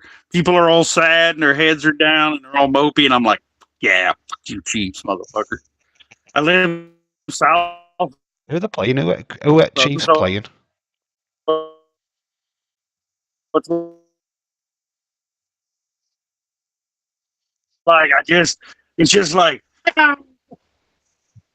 oh, they're playing I don't know. Let me see. I love how you in America you go whoever they're playing. The Chiefs at Pittsburgh. I know they're losing, so that's the only thing that matters. So I love how you got your team, how it's laid out. So you've got the Kansas City Chiefs. They're at Pittsburgh. What? Surely, if you were at Pittsburgh, Pittsburgh would be first, and then it'd be Kansas City Chiefs. But you've put Kansas City Chiefs first, and then put at, and it's like, whoa, what? Why? What's that about? Why are you at this place when you should be the home team's first and the away team second? Football, that's how we do it. Because we want to tell the global community to fuck off. This is our sport. Like, well, this is the Chiefs are at Pittsburgh. So it's not like where Pittsburgh are receiving or playing. Or Chiefs are playing in Pittsburgh today. From a Chiefs perspective. But you look at the fixture, right? It'd be Pittsburgh versus Kansas City Chiefs, right? So that'd be Pittsburgh at home against Kansas. On yours, you've got Kansas at Pittsburgh. Why would you need that explaining? It explains itself. I don't know. I'm just going on a tangent. Oh, hey, Christopher. Chris, hello. Chiefs are getting humped by the Titans. There we go. Oh, we've changed cam. Oh. Can't hear you now, but we've changed the image. Hang on. We got you. Okay, can hear you now. We've got more of your ceiling. You can see it watching the squirrels out there. Yeah, I'm watching the squirrels outside. What game are you watching, James? We're watching Morocco versus Commune or something. I don't know what their name is. It's the Africa Cup of Nations retro. It's on BBC. No, it's on Channel 4, E4. Anyway, we move on to the next one. God, we've only done 4, and we've been quite alive, like a good over an hour. Yeah. Jay Uso's title reign. Naughty and nice. Jey Uso, title reign. Naughty. I'm not going nice. I mean, it's just been lackluster, and he's just not okay. He can win a championship, but he's not a champion. I don't feel it. I don't feel like he's a champion. So I got to go naughty. He's not a good champion. He doesn't act like it. He hasn't. There hasn't been a change in him. We haven't seen him excel, or you know, we haven't seen him cherish what he's got. We haven't seen him celebrate with every match. You know, he hasn't gotten any better being a champion. So I think that's why I just, I don't believe him as a champion, because when you become a champion, it's easy to become a champion, but once you win it, you got to be a champion and carry it. You got to carry that weight. And I think he's just doing, it feels like he's just phoning it in, doing whatever. Just to answer Age Car, I watch the Super Bowl every year. We've actually done watch-alongs for the Super Bowl. I understand American football. I understand it. I get it. I know why Pittsburgh at Kansas or whatever. I get it. I get the notion. But when you look at football in England, it's Liverpool first. They'll be at home. The Arsenal, who are away. There's no at. We don't need to have Arsenal at Liverpool. Why would we? We don't need that. It's already explained that the first team is the home team. The away team is the second team. It's explained in text. That's all I'm saying. It's not I'm not slagging off. I'm just wondering why we felt the need to have this at business, because I don't know if that needs to be explained to people. Maybe it does. I don't know. But for me, when you're watching American football, I see the first team's name. I think they're at home. So that's what I'm brought up watching, right? When you see the hat, you go, Yeah. oh, but they're at that club. But you still don't need the at. Just put the versus so and so. You don't need at that ground. Who cares if they're at that ground? Pittsburgh might not even be playing in Pittsburgh. They might have to play in another venue, which is not even in Pittsburgh. So that would be a load of bollocks. It wouldn't be at Pittsburgh. It'd be down the road in another state. You know what I mean? So it'd be a load of shite. Yeah. But they'd be the home team. So You yeah, and my that's English, where it gets a little bit muddy, and that's all I'm saying. Bye Pricey. Is that the Dave, darts, you and mate? my eighth grade English teacher, Mrs. Verbrick, would have gotten along so well. Was she cute? She did that. I mean, she was. 85. I'm not saying you're anal. Yeah, she was so anal about proper English, proper. You don't speak this way. And I'm like, I just don't know why you write it that way. That's all I'm asking. That's it. It's not. Is not a word. And I was like,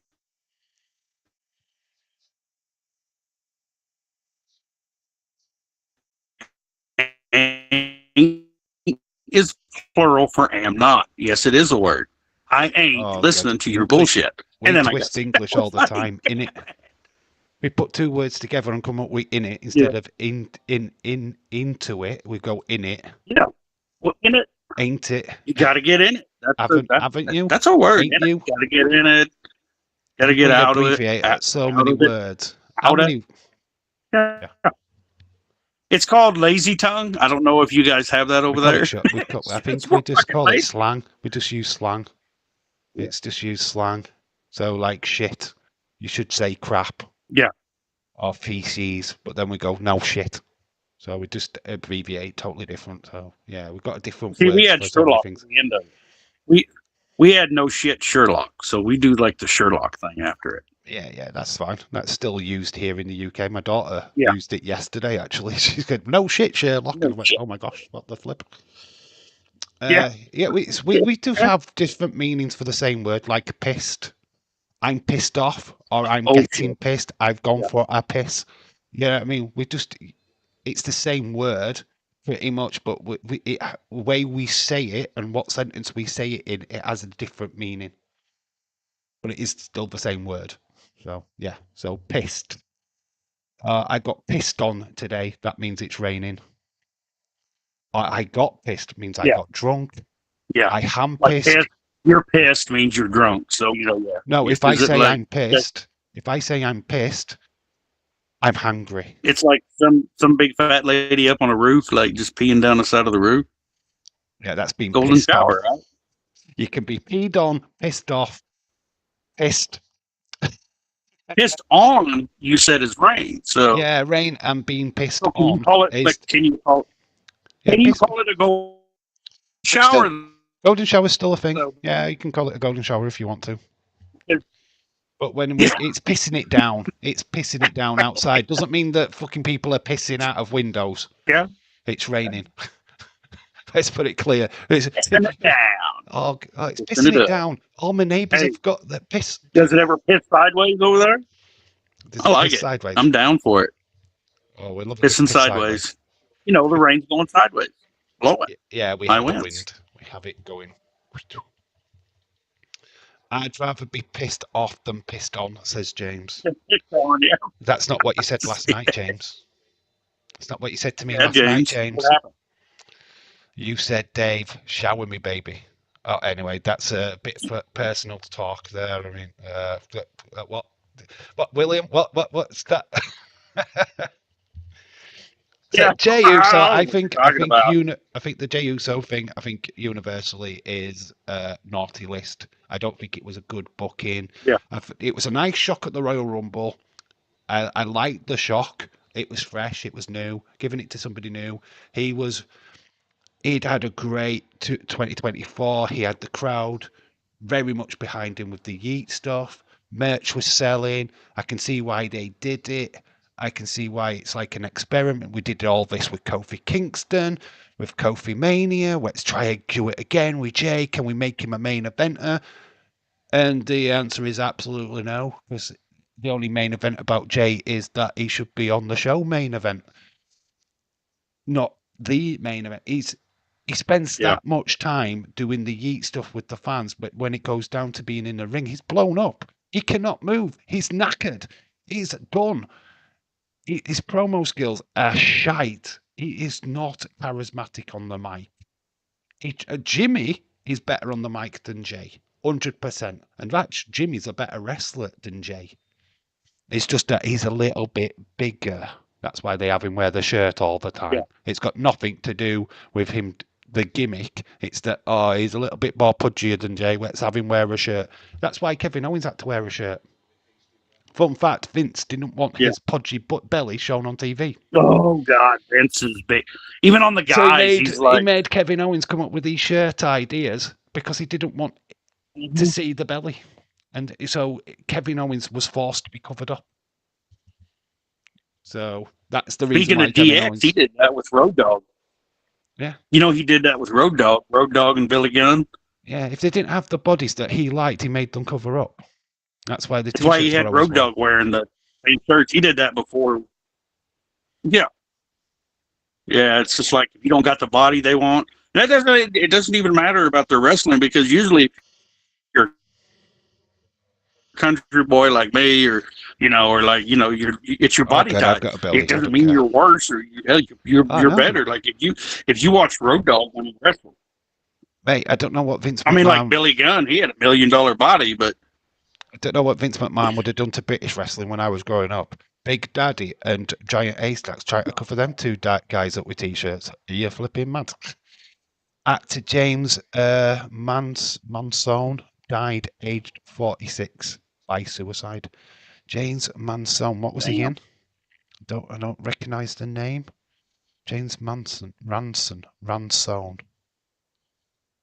If you make it, like I turned 50, so for me, it's like when I was like 30, I was like, well, when I turned 30, I was like, well, I made it this far.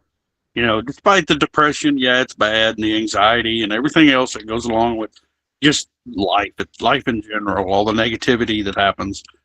You know, you make it to 46. What are you giving up for? It's like you might as well just see it to the end. I mean, he was in a program it called just The makes Wire. me mad when I see it. He's in It Chapter 2. I know who he is. He was in It Chapter 2. He was in Sinister. He was in The Black Phone. He played the comedian in It. No, he became a comedian. Oh no, it wasn't the comedian. It was the guy what was had his mum overprotective, and he was always scared of stuff. He was the young lad. He played that character basically. Yeah, I recognise him from seeing him in the pictures. Right. Okay. Oh, suicide. Jesus Christ! Whatever takes you to commit suicide? Am I the only one that just gets angry when I see? Am I the only one that just gets angry when I see people committing suicide? It's well, no. To be honest, I don't. It's a coward's way out, and it always will be. I mean, I don't know what mindset you have to be to commit suicide, right? I mean, why hasn't he reached out? He's an actor. There's places, there's people you can talk, and it's a big thing in this country that men don't talk. Do you know what I mean? We don't talk about his problems. We got now. We're fine. We man up. We man up. It's the same over here. We man up. Oh no, you can't be weak. You can't be seen to be the crier. You can't be seen to be weaker than the rest. You've got to man up. Oh, your problems can go away if you man up. You know, they don't. They don't. You're just masking. You're just masking all the time. No, And depression's been around since the Romans. Depression's been around since the Romans. So back then, way back like hundreds, 1,000 years ago, you know how they would cure depression? They would you'd have orgies, just huge, massive, like bad orgies. And I mean, I'm not joking. Like, that's how they handled that back then. So that were the and days I think we of need Caligula. to get back towards that. You're talking about the days of Caligula, right? Okay, because they do Caligula. That. Yeah, Caligula. Get in the bathtub. Oh, get naked and let's just, we'll figure it out. You want those good vibes. It maddens me to the point of how have you not reached out? How have you not had a conversation with anybody? Or if you have had that conversation, why the fuck have they allowed you to be alone? I mean, one of the classic cases was Heath Ledger. He was on the film set of Dark Knight. In fact, it was a different movie that he was going to be filming. It was like the Wonderful World of something or other, and they ended up having to replace him with different actors. But they found him in his hotel room. He'd committed suicide. I think he'd taken an overdose. This, that, and other. But you just don't know what goes off in people's minds for this. And what I mean, was it a mistake? I mean, when you hang yourself, it's no mistake. You've literally, that's it. You've ended your life. But as people outside of his world, you can't imagine how you'd be driven to that. Because you get a paid actor, you've got loads of money, you live in Hollywood, blah blah blah blah blah. How is your life suck? Come and work for the firm that I work for a year and tell me. Do you know what I mean? I'm sure my life would be more depressing than a actor's life. But this is the thing, you don't know the full ins and outs of it. Well, the thing of it is with actors, and if you're a method actor, you dive into the role, you become that person. Like there's, so you think about it as if you're playing different movies, you're playing different people. Well, every time, we get to still be us. We get to remain, I'm still William at the end of the day, you're still Dave. But these people are having to live as completely different people. So, they're losing who they are. And I mean, Yeah. H-Cars just coming with a question. He's just asking, what do you think about Nikki Cross? Do you think she should be in a mixed tag team with Eric Rowan? We kind of just know who we are, and for the most part. So, I mean, that's, I think that Nikki Cross and Eric Rowan as a mixed tag match, because it wouldn't make any sense. But plus, they're not really doing mixed tag anyway. They have plenty of people to do it. They have plenty. You got Beth, or you got Seth and I'd love them Becky. to do it. I'd love to do it. A couple. if you were going to bring a new I belt would in, go. a mixed tag belt would fit Yeah, because you could Montez Ford with Bianca Belair. You've got Becky yeah, and Seth. You've got you've got all these wrestlers who are in relationships. You could really lean on that. I yeah, mean, you could just do it as one-off special. You don't have to flipping dedicate your entire shows to it or out like that. But as a like a one-off, yeah, you could just do a big one-off mixed tag, couples only, fucking you could call it couples only or whatever. You could call it whatever you want, yeah. and just have a PLE where it is that. And I'm pretty sure people would be interested in that to see who has the ultimate couple. Yeah, but But do they have to actually be a couple though? Does it have to actually be like is Nick Aldis and Mickey James? Are they going to be in it? Because I would throw them in it. yeah, I'd put Nick I would Aldis actually and have Mickey the James. couples, have them work together. We kind of tipped on it when they had Seth and Becky work together after Becky had Yeah, become Becky two belts. I and think I would the like to Punk see it. and the Punk and AJ Lee. Yeah, Yeah, I would like to see I that. think we I got mean, we enough could couples, do it. like actual real world couples, not just where Yeah, we don't need to you do know. fake couples, but we could do real life ones. Whatever you Yeah, feel down about something, DM Dave Ears just says something stupid and makes me laugh. That's what I'm here for. That's what I'm here for. I'm here yep. to stop depression by making people laugh without them realizing they want to laugh. That's what I'm here for. Yeah. Now James is there upstaging us in our own podcast. He's got to throw in Alistair and Zelina Priest. Yeah, James, we get it. You're better than us. We understand. No, we were getting there. We were We getting there. bow to your We were going to graces. tip on that. Bailey and Yeah, we were Dave, gonna get there. You don't Kendall have and to. Dave. I could have two teams there, you know. Dave and Kendall. It's like, you know, I would win because I'm ultimately like the mixed. Because Kendall or Bailey would do all the work, and I'd just stand there looking pretty. I just bring back. I just bring back Tori Wilson, and I mean, I'm Freaking good. match. Just But me it's and that. Tori, because we would just come out, and I would wear her clothes, so we'd wear the same outfit. So you got to imagine. That's what I would do. It'd just be me and Tori.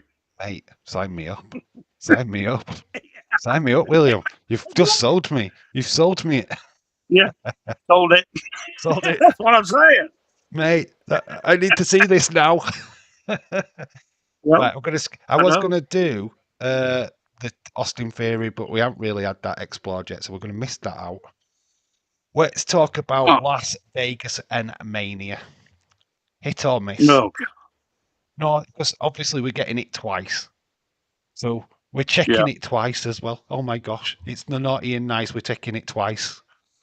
What's your thoughts on us going back to Las Vegas in the upcoming year? Las Vegas, going near Las Vegas is naughty. That's you don't know the CD. I mean, that's Oh, I know all. the It's CD side. only out. Yeah, that is all Las Vegas is. So it literally makes like I don't know. It's just it's bad. It's a bad place.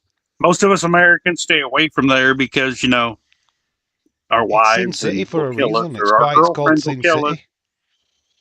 or boyfriends, whichever one you have. They're going to kill us if we go there because we're free to do anything. Like what happens in Vegas stays in Vegas. Yeah. Like people get murdered. I mean, it's just not a great place. Yeah, you've just got to see the films. I mean, I know like the film Hangover puts like a comedy aspect to it, Yeah. but you've just got to look at that and you just see that how wrong that place is, of the underbelly of it. But yeah, Yeah. I think It's called Sin. what annoys me is the fact that New Orleans had WrestleMania. They'd booked it all, had everything set up, and then WWE gone, oh, by the way, we're not going to use you now. Huh? What? Huh? We've got the graphics. Yeah. We're good to go. And Las Vegas goes, here's a big wad of cash. Here you go. Have that. We want Mania again. And what did 2K, TKO do? Yes, please. And then obviously Saudi Arabia sees this, so it has a knock-on effect. They're going, whatever they've offered, we're going to triple it. We want it next year. So then New Orleans is like going, well, also when the fuck are we doing it? Huh? Oh, yeah, you give us money in the bank, yeah? Right. Oh, that's great. It's not Mania, though, is it? Yeah. You know what I mean? You give us a B show.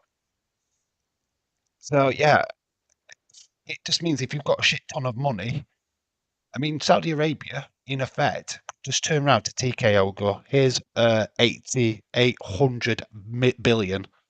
We're going to host Saudi WrestleMania forever. And how are TKO going to go? Nah, we're not going to take your money. We don't. We want to take it other places. They're not. They're going to go. Thank you. Let's take your money. Let's have If that money.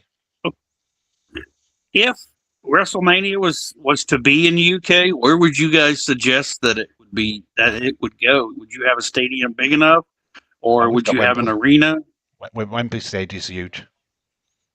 Yeah, Wembley. It Wembley would could have host enough. it. It's got There, history there. It's so iconic. It's not the old Wembley, of course, where they did '92 SummerSlam, but it's an iconic arena. It's probably the biggest one we've got. We've got even Twickenham, even rival it as well. We've got loads of stadiums over here. What are pretty big. Obviously, it will be in the yeah, capital of England. It has to be, so it has to be London. yeah, You know, you couldn't sell it to anybody in like to Manchester. It's not never going yeah. to be in I see Leeds your point. because the little although Manchester's huge because of the football, but you know I, it's the capital all day long. It's got to be in the capital. It's the biggest city.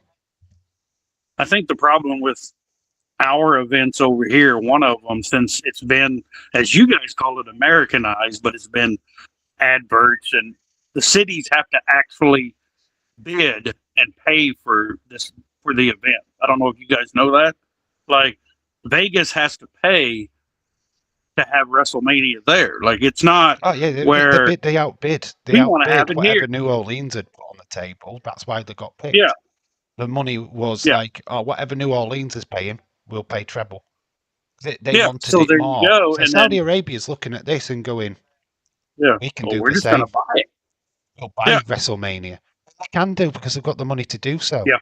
And that is going to phase out your Londons, your Paris, your Australia, because where's the money coming from? In England, we haven't got that kind of money to play around with. We suck. We're we're we're struggling because we've got too many immigrants coming over in this country taking all our money. So we're fucked. We can't compete. London's not going to turn around and compete with Saudi Arabia. Can't do it. There's not enough money. So when it becomes a bidding war, we're fucked. We're Yeah, never getting Mania. but like when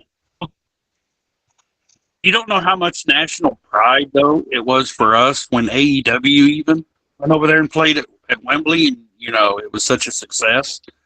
Uh, when they went over and done that, it's like we get to go home. You know what I mean? Like we're like, hey guys, see, yeah, we left a long time ago and we threw your tea overboard and we told you to fuck off, but guess what? We're back, and you know, All right, a quick question.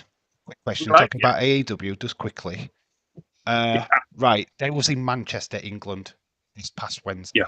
Right, how much of that was out to you guys in America that they were in Manchester? Because we None know at fuck all. all about it here in the UK. Nothing. If you're not following We didn't know AEW, shit. I I never know even. nothing. It's just like, I oh, they're in am. Manchester, huh? I am That would have just been now all learning it, over TV if but it had been a big company. yeah, but that's what I mean. Like AEW is people try to compare it to WWE, and it's not even. It's not even like the vendors in WWE are getting more of an announcement than it's like we're selling hot dogs today, and it's like, oh my god, go to WWE and get a special hot dog. Like that's the kind of shit we get. But AEW is nowhere because no one gives a shit. It's not big enough. Tony Khan, no matter how rich his daddy is, doesn't have enough money to promote it, and it's still not. It doesn't resonate nowhere. I I think mean, right. I'm going to use an example to how big AEW is here in the UK. Right, got Smith's Toy Shop. You see me do toy hunts in there all the time, yeah, and it's loaded, absolutely jam packed of WWE action figures. We all know that AEW have got yeah, action figures. yeah, Literally about 3 years ago, I think it was around about 3 years ago, Smiths had AEW figures in. So I was looking at them, and there they were. You could get a Jericho, you could get a Penta, you could get a Ray Phoenix. You could get Hangman Adam Page. Then all of a sudden, they were gone. Didn't exist anymore. You go in the Entertainer here in the UK, they had AEW figures. Suddenly gone. No more to be seen. You can't find them for love nor money. I think the only place now in the UK is obviously your branded wrestling shops, what just sell wrestling figures, or your toy shops, what are privately owned toy shops, not your franchised ones. And like Forbidden Planet, which is a pop culture shop here in the UK, you'd find them in there. But this is how unpopular it is that they're action figures which should be side by side with WWE action figures and nowhere in existence. You cannot find them for love nor money in a proper retail shop. And that should tell people what the product is like here in the UK. If they're not supply and demand, then it's not popular. It can't be popular because nobody's going, oh, where's the AEW figures? They're not. They're just going to the WWE stuff and buying that. Well, see, because WWE stuff is an actual collectible, and if you get an AEW figure, you're just playing with it. Like I know there's all kinds of AEW collectors and figure collectors. It's just what's their entire collection worth? Like $20 and like a blowjob at the Quick Mart. I mean, honestly, you're not. It's just not worth it. But if you have like Hulk Hogan, if you have all these I mean, it's just worth way more. What about Funko Pops? How many AEW Funko Pops do people? There is none. They've not got a partnership with Funko. They've not got a partnership with Funko. There is New Japan ones. You can get Young Bucks in pop form. You can get New Japan Cody Rhodes. You can get Kenny Omega New Japan. But AEW have not even struck a deal with Funko. There is no AEW Funko Pops whatsoever. There's no deal on the table. Funko don't want to work with AEW, which blows my fucking mind because you can imagine something like a Thunder Rosa pop would fucking be amazing and would look great in pop form. Yeah. I mean, we're going to get Penta. We're going to get Ray Phoenix now because they've signed WWE contracts. Funko have got a good relationship with WWE, so we will eventually get them pops. They will happen. But, you know, as far as AEW stands, you're not going to see an Hangman Adam Page. You're not going to get a Darby Allin pop because Funko don't want to work with them. Or AEW don't want to work with Funko. And I don't understand this because Funko is one of the biggest pop culture collectibles in the world. Who would not want your wrestlers represented by in pop form? I don't understand it. You know what I mean? You'd be all over that shit. Yeah. Same with MLW. Same with TNA. They don't exist. There's no deals on the table for these wrestlers. So when you, as a wrestling pop collector myself, I'm stuck with the WWE ones. They're the ones I can get. So if I want a Thunder Rosa pop, she's got to sign for WWE for me to get a Thunder Rosa pop. Do you know what I mean? Yeah. Which is very annoying because I would buy a Thunder Rosa pop if it was available. And clearly it's not. Yeah. So yeah, that was just a side point anyway about that because obviously them being in Manchester, I thought would have been big news. I would have thought like ITV, who've got the rights to AEW, would have gone ITV4, let's go live, let's show it live. You know, if it had been Sky or Virgin Media, what would have had the rights to it, they'd have showed it live. They did with Clash in Scotland. They showed that live for free. Didn't ask for anybody to pay box office or anything like that. So, yeah, just blows my mind that we're not doing this in the UK. I mean, maybe we're part of the problem of AEW not getting over because we're not getting them over. I don't understand it, to be honest. It's AEW's market. They're pretty much marketing to fans that are being left behind from AEW or have been wrong from WWE or left, who feel like they've been left behind. They wanted, stragglers. Just AEW is just like, it started out as the counter to WWE. supposed to make WWE, but then all it really did was make WWE better. Then they started just slacking off, so then WWE went to shit. So maybe, Tony Khan's the best booker because all he's got to do is make good shows, and WWE they're gonna do better than what AEW does. Leeds says Tony Khan is fearing for his life. You can only get them from Wrestling Shop. Yeah, I have seen AEW figures in Wrestling Shop. Here in the UK, we've got Wrestling Shop, which was affiliated with Days for a long time. Days did a lot of videos from their shop. Yeah, did that Wrestle Shop Live thing there as well. But yeah, it's just weird to me that a company what has these action figures out there just haven't reached a broader market. I find it bizarre, absolutely bizarre that there's no deals with Smiths, one of the biggest toy chains here in the UK. Obviously, Smiths replaced Toys R Us. When Toys R Us folded, Smiths came into fruition. Yeah, it's very weird. It's kind of strange. So we've kind of covered Vegas Mania, Saudi Arabia Mania. Where would we put the Devil's Kiss? Naughty or nice list? I thought we'd add this in for a bit of fun. Naughty. No, but naughty, it's just but naughty. Nice. It's not when she does nice, it, right? I'm not going to say nice because there ain't nothing nice going off in my head. Like when I see Stephanie Bakir, however you want to pronounce it, doing it. Yeah, Bakir. Yeah. I have got naughty thoughts in my head, so I'm going with myself, with what's going on in my head, and I'm like, I've told you which way I want to take that move. Turn around. How do I? I want to be face first. Yeah. Oh, I want her to. Let's say I'm turning over. I'm not going face down. I'm turning over. Yeah, I'm going face first, mate. I'm head up. That's where it's going. Yeah, I am I'm gonna flip and I'm gonna try to bridge out of it. I'm gonna be flagged. I'm gonna be like, oh god. It's definitely nice and naughty.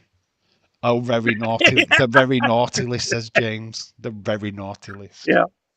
I'm sure Santa would be checking that twice and definitely giving her a gift after seeing that move. Yeah.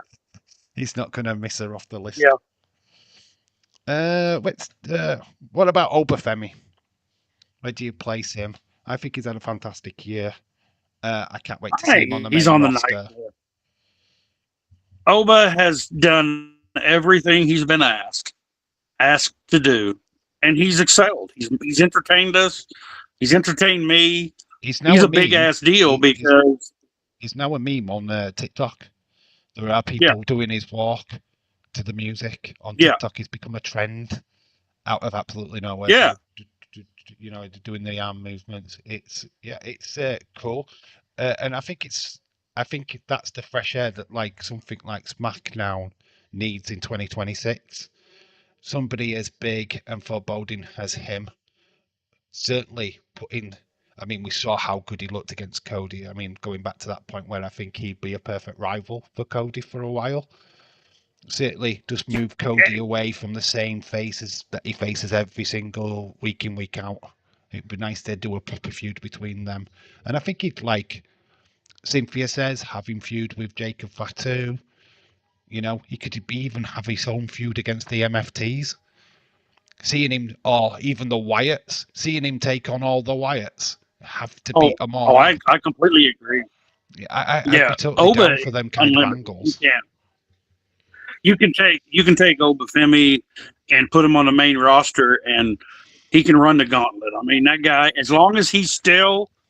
But do you book him as a monster? Do you protect Obafemi, or does he job out to somebody who? I mean, no, you protect him. If you're that's what I'm saying. You have to. The thing what they kind of failed with Braun Strowman is that they started him off as the big monster heel. They started him off huge. And then they started dropping the ball on him. Same with Big Show. You start him off huge, big character, and then start dropping the ball. He's losing to Cody Rhodes. What about Jacob? Because they started him off. think you can get Jacob back into it He was though. I think, unstoppable. yeah, I think you could really bring him back. You Jacob just all you have him Fatu. just you could literally just have him steam through the roster on his return. You know what I mean? You could just have Fraxium. I didn't buy it though. Are you not bought into Jacob? Yeah. You're not bought into him. I think seeing him in MLW the Well, way that we have, it's yeah, it's an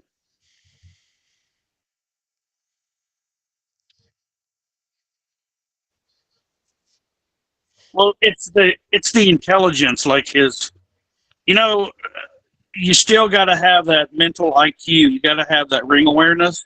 And I think booking him as being OP when he comes out, he's overpowered. So, but he don't have ring awareness. Like he's not sure where he's not sure-footed. Does that make sense? He's just yeah, not. He just don't. He don't have the experience level like Obafemi. He knows where he's standing. You know, he knows that a ring post is behind, is behind the wrestler he's about to go through. You know, he yeah, knows what's back there. Jacob Fatu is just, he don't have that. I'm not saying he's dumb. I'm just saying he doesn't have that ring awareness. I'm just going to say spatial awareness because that's what makes more sense.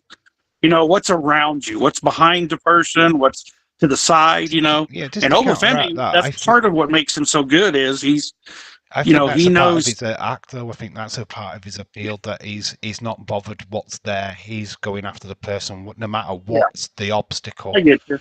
He's going to take his body and he's going to slam it through that person, no matter what. And I think you get that from his MLW days. I mean, honestly, the stuff what we're seeing in WWE is nothing compared to what the stuff he was doing in MLW. Him and Kruger, Chad, I can't say his first name, but Kruger, who is the MLW champion, I believe, right now. Mads Kruger, that's it. Him and them two actually were tearing it up for a full year in MLW. Kruger. Kruger, is it Oh yeah. Mads Kruger, I think. But anyway, them two were just absolutely tearing it up in MLW, putting them the body on the line, tearing each other apart with any kind of weapons that they could find that get their hands on. Uh, so not really seeing the savage Jacob Fatu what we've got in MLW. I mean, partly because obviously they're going to put a rein on that, but if you take the reins off, we're going to see something special out of that guy. I really do think that he looks savage, but he's actually as safe as shit. There's nothing he does in the ring what's not Yeah. safe. And that's what makes it brilliant for you to watch. You think, oh my God, he's just killed the guy. He hasn't. He's probably one of the safest workers. You know, it looks vicious. It looks like he's tearing them apart, but he's really not. Yeah. And that's that kind of selling that he's doing, which is really starting to grab that people's attention and going, oh, I kind of like this guy. He looks terrifying. But then when you realise that he's not, you got the catchphrase, you know what I mean? Know what I mean? You know Yeah. he's going to swear. Realistically, You that know what I guy in mean? MLW was swearing like a. Honestly, swearing more than Days does when he's not on camera.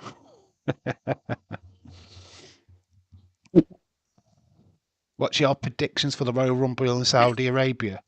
Bianca Belair wins the women's. Braun Breaker wins the men's. There you go. That's my prediction. Yeah, I'm What's not really too excited about the Rumble because it is Saudi Arabia, and we're only going to get what what they want, what Saudi Arabia wants. It's not going to be what I want to see or what WWE wants. They're just gonna because they got to give Saudi what they want because they're paying for it. I mean, it's just not that exciting to me personally. Well, you've got a female match where normally you get to see the women's personalities through their outfits. It's going to be very tame because everything is going to look pretty much the same because a catsuit only can be changed colour. So we're just going to have these multicoloured catsuits in a ring and it's just going to look absolutely terrible. I'm not looking forward to the women's rumble. Yeah, Normally we look forward to it because they can be extravagant. I'm not saying just wardrobe malfunction, but we do like them. but it's the fact that their costumes, their ring outfits are expressions of their characters, of what they want to represent that particular night. You can't do that with a cat suit. Liv Morgan will be stuck to a red cat suit like she always wears. Rhea Ripley will be in a black one. Yeah, I mean, it's plain, it's Yeah. boring. How do you make a cat suit interesting? You flipping can't. You put a skirt on one, it looks horrible because realistically, it just does. So yeah, they're just going to take the character away from Yeah. the Rumble in Saudi Arabia for me. I mean, I'd rather have it behind closed doors than in Yeah. fucking Saudi Arabia, if I'm being honest. I'd rather go back to the Thunderdome.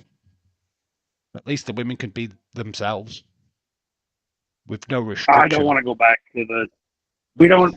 We I don't know we need no don't want to go Thunderdome back to to the come Thunderdome. back. Thunderdome. So hard watching them shows now, though, isn't it? The Thunderdome. Such a weird Still watching. time that we lived in. It's so weird Hey, I looking got a back. question for you, Dave. Oh, go on then. Yay. Oh, mate. Oh, what do you think of? Have you heard of the Thrill Billy, the current NWA champion? He did a promo where he's like, "I am God" or "I'm better than God" or something like that. Well, that He's a basically big, tall guy, isn't he? With it's curly a good hair. promo. Yeah, NWA. I've watched his matches and I've been like, the Thrill Billy. Yeah, Yeah, I've heard of him. I don't really get to watch an reminds NWA that me. much, to Yeah, be fair. he's like a kind of a Kevin Sullivan type personality, but he's kind of got that Michael P. Hayes cool. Yeah, We're getting a real look at your house there, mate. We're going all over the place. yeah, Yeah, he kind of reminds me of Jerry Gordy from like Fabulous Freebirds days. Jerry Gordy, he kind of reminds me of him in a fashion. yeah. It's There got you that go, kind of Gordy. That very kind of similar makes sense. look going for him. I think the Yeah, problem with NWA is that they've stuck themselves behind this paywall, which they don't need to be behind. They need exposure, not yeah, to be. I can't watch NWA we can't watch NWA in the UK because they've stuck themselves behind this paywall. They were on Twitter at one point. They did do X, but then they stopped doing that. I see. Only time I ever see anything from NWA is through YouTube, through Facebook, and that's just, oh, here's the yeah, champion now. Here's some matches for the next event.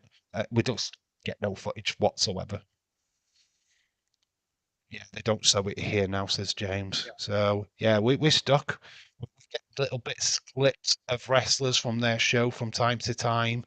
But that's about it. I mean, they have got some good wrestlers there, but I see it way behind if you're doing a list of promotions, I start off with NWA, then I'd go to MLW, then it'd be ROH, then yeah, probably AEW, TNA, NXT, SmackDown. Well, I still kind of call SmackDown and Raw separate. But yeah, at least Impact showing in the UK, yes, it does kind of, yeah. But you have to go through like Thriller and YouTube to watch Impact. It's not televised. It's not on a. It's not got its own like like AEW's on ITV4 here in the UK or ITV2. You could watch that show. Yes, it's delayed by a couple of days, but you can actually watch it. Uh, WWE is just on Netflix. You can't watch that on any national television anymore. We did have a deal where it were on Channel 4 for a short time. Sky had a deal. Virgin Media had a deal. It's inexistent now. So the only wrestling actually to watch in the UK, like free, if you will, is AEW. You have to be on Netflix to watch WWE. Or you just don't get to watch it. Simple as. So the only wrestling show on UK television is AEW. This is why we go back to the point was why is it not popular in toy shops? If that's the only wrestling, what is yeah. on UK TV? What the Well, I flip? mean, Why are we it not makes sense promoting why this? you guys. Yeah, It's weird to me how that's just not that popular. To the chat, anybody what you think we should discuss on the naughty nice list? I'm going to throw it all over to you guys. Make suggestions because the people what I've got left on the list, it don't really matter, to be honest. Shawn Michaels. Fuck them. Fuck them. They don't. The rest of it, it's They just don't like rate fuck it. with us. So fuck them. TKO is going to get put on the naughty list because the ticket prices, so don't need to talk about them. I had McIntyre written down. I actually like McIntyre's heel run. I find him quite interesting. So Yeah. yeah, I'll open it up to the chat and see what they've got to say. Other than that, what do you want to talk about, William? What do you want to talk about?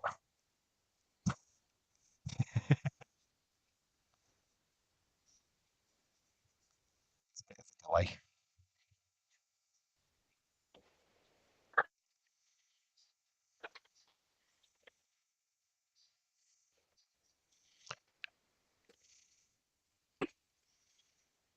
Logan Paul joining the Vision. Naughty. Sucks. He's on the CUNT list. He's joined James's list.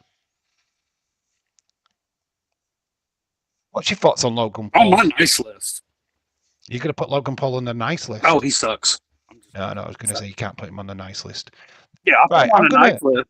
I want to explain. I got to put him on the nice list because everybody hates that motherfucker. Yeah. Because I like people just hate Logan Paul, and I get it. I hate him too.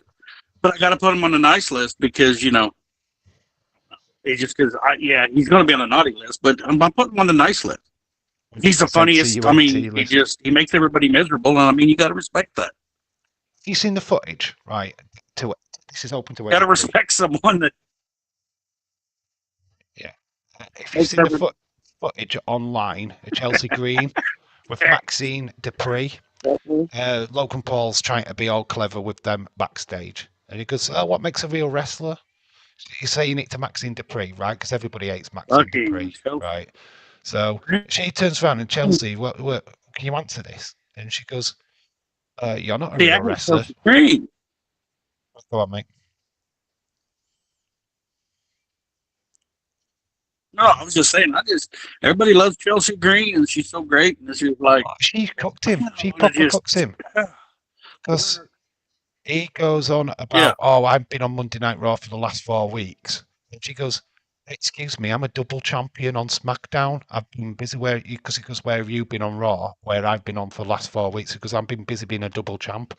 He looks down at the mixed tag belt and goes, "What championship is that?" And she goes, "Yeah, you don't know that championship because you know fuck all about wrestling history." Seems, and he does not know how to respond to it at all. It's such a great little backstage thing. It's not. I don't think it's filmed for SmackDown or anything like that. It's just something what we're caught on camera. So Logan's trying to be clever with Maxine Dupree, and basically Chelsea just cooks him all day long. It's like, you don't even know wrestling history. How can you talk to somebody like Maxine Dupree when you know jack shit? So yeah, I just thought it was a very good, interesting bit. That was.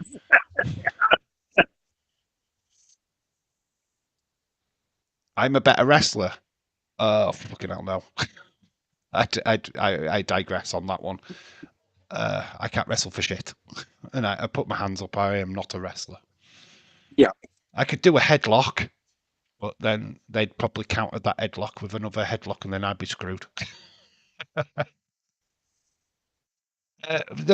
I've always said this about Logan Paul. My issue with him is that he doesn't pay his dues, and it's not about his wrestling ability, right? I couldn't give a flying fucking monkey's rat's ass. Anybody can train to be that, right?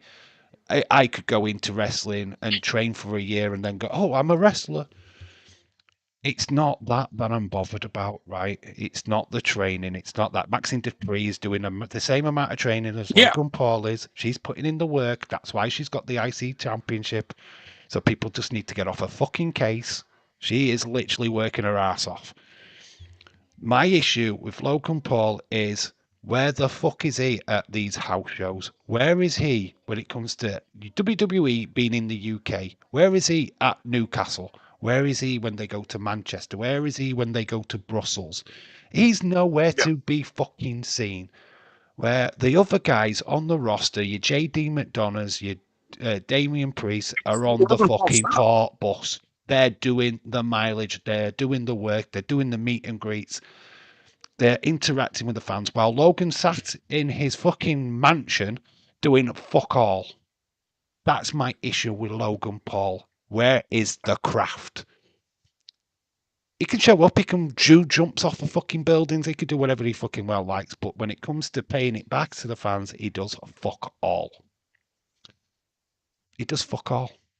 And that's why I can't stand him. Now, if he started going to meet and greets, if he turned up Yeah. at Leeds at an house show, I'd change my mind. It would change my mind. I would go, right, bit of respect on that. But he won't. He'll not fucking show. I can guarantee it.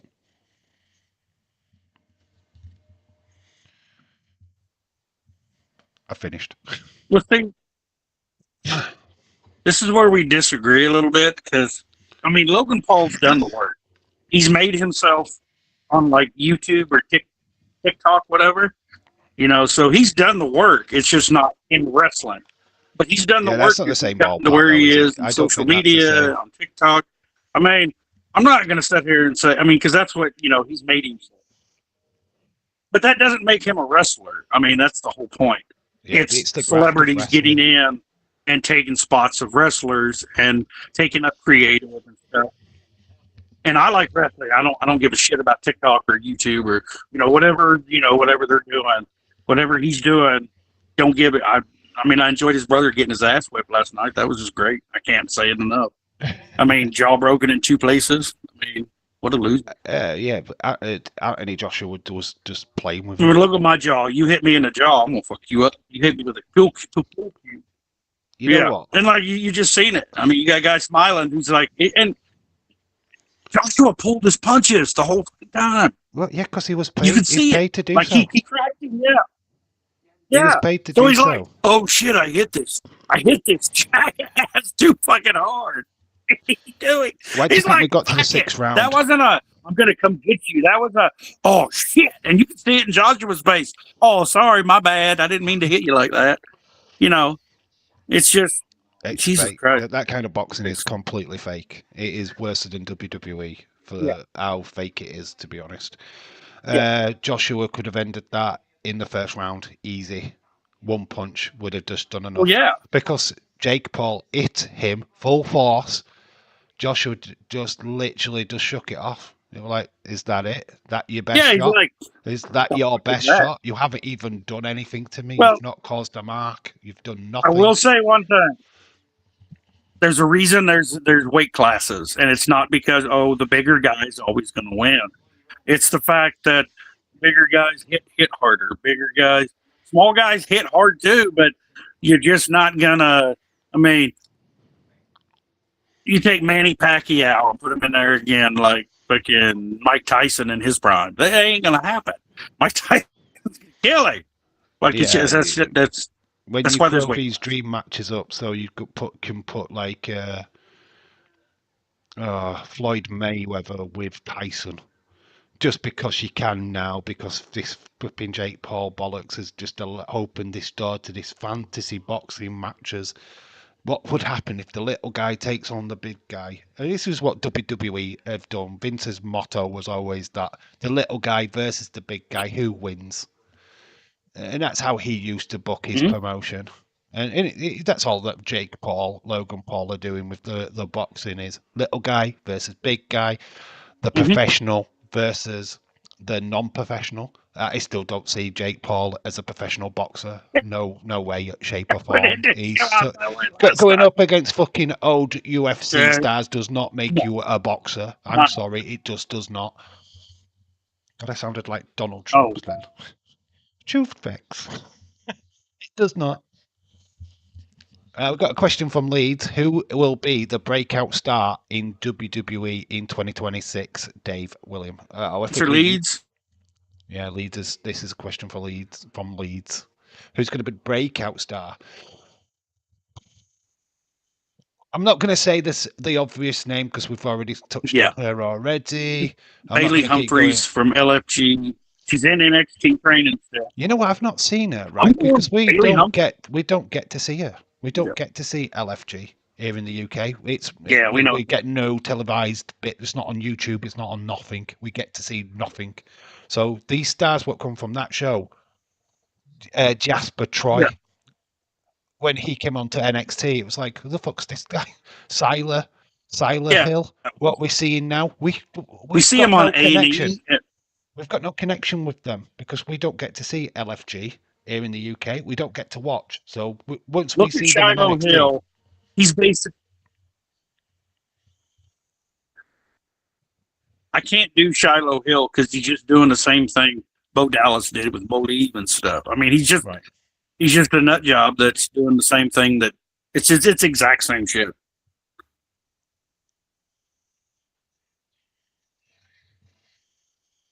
like as far as like a breakout star, I'm looking at somebody like Sean Legacy from Evolve. I think he could have a big, massive 2026. If I think maybe changes a little bit of his gimmick, I think he'd be great on NXT, and I think he'll get to the main roster eventually. Who else? I'm just looking at Evolve stars at the minute and trying to see who. Callie Armstrong, definitely see her. Problem with her, they've marketed her too much like Bianca Belair. She's a carbon fucking she's just a carbon copy of Bianca Belair at the minute, so just without the hair whip. So changing her out I'm would just be a must 100% for me. Bailey Humphries. I'm just saying. Bailey I am a Humphries. Bailey Humphries. I've not seen I'm her a Bailey in Humphries stand. Yeah, I've not seen her in action, so I until I do, I'm going to lay judgment. Yeah. But I've heard that she's good. I've heard that she's very It's well. not She's because of huge. some great wrestler or something. Yeah, she's not a great wrestler. It's just the look for the women's division. Yeah, she's like she's a real beefy kind of like she's China, but with a little bit more meat, I guess. I would put her in that kind of category, maybe. I don't know. I have not seen her wrestle too much. China. She's like I mean, I know. I'm saying that she's China, but double China, if you get what I mean. Bigger, muscle-wise. Double China. I just seen 4 boobs. That's you said that. Double China, 4 tits. Double China, 4 tits. Yeah. Age Cars coming in with a fantastic question. I mean, I don't know if Tyson Fury pins WWE. Would you book him, Logan Paul? Would you put Tyson Fury, Logan Paul? No, because Tyson. The thing is, Logan Paul is a great opponent for a wrestler. Yeah, but Logan Paul you're taking 2 guys getting over a non-wrestler. He couldn't do the work. I'm sorry, he couldn't do the work. Because Logan Paul would be assigned to be the guy what tells the story. Because Tyson Fury couldn't fucking wrestle for shit. Look at Braun Strowman, that match. That was terrible. Yeah. It was garbage. But it was Tyson Fury versus Braun Strowman, so Braun Strowman was able enough to tell the story on his behalf. Logan Paul. Sorry. Logan Paul couldn't tell the wrestling story if he fucking paid him, or it was written in fucking gold. He couldn't do it. He couldn't carry a match. So the Logan Paul versus Tyson Fury match would be Logan Paul go in, run his mouth, Tyson Fury hits him 1 punch, that's it, 1, 2, 3. That's the only booking you could do for it because Logan Paul wouldn't be able to work. Tyson Fury has got very limited wrestling skills. Yeah, it suck. It one and done, punch, 1, 2, 3. That's it. Yeah, nobody wants to see that. If you're going to stick Logan Paul in a match, I mean with Brock Lesnar and say, Brock Lesnar, there's no rules, do what you want. That's the match I want to see, where he just absolutely fucks him up.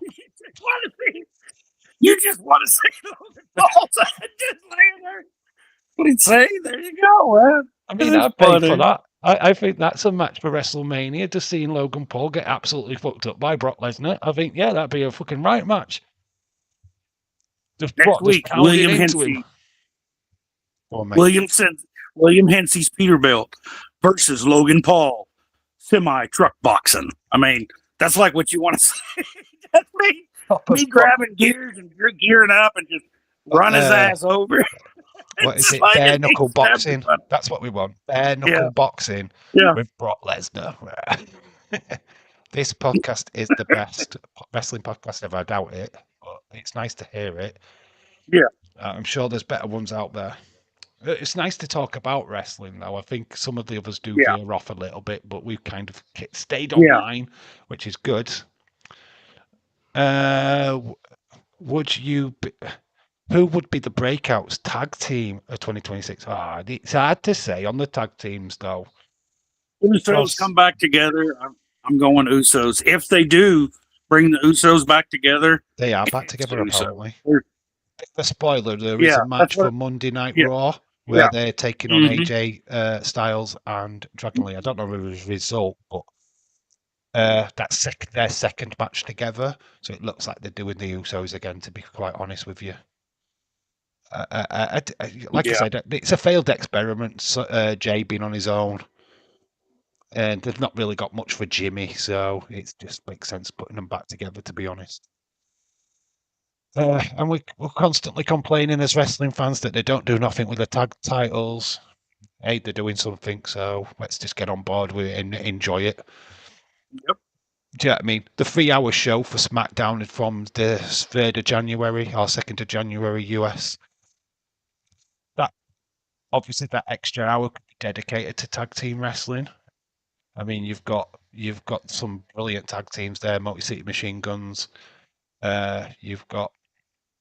You could bring back LWO, the LWO. We saw them on Saturday in Mexico. It's just so much room for tag teams in WWE right now. I mean, we haven't even tipped on using War Raiders again. We've got Street Profits, but we haven't seen for months. Yeah, it's DIY, just to name a few. Obviously, I mean, you bring up Hank and Tank. You could bring them up. I'd give them a tag team name. I won't call them Hank and Tank. I'd try and think of something new for them, change their gimmick a little bit. But yeah, you could bring them up. David Paul, hello. Trucker Bros. So we've got David Paul says, question to William.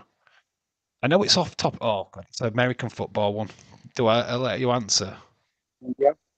I did in the chat. I just said, what's your taping on Steelers game? What's your taping on the Steelers game? I don't know what that means. No, Well, I'm what's not. your I'm thoughts not. on it? Yeah, I answered in the chat. Oh, what's my thoughts on it? Doesn't make a shit. We're not going nowhere. We're not going to make it. We're not going to get into the Super Bowl, so it's no use. I mean, I'm going to watch it, but I don't really give a shit. Like, I just watch it because I like to watch football, but I have no ill expectations of the game mattering for shit.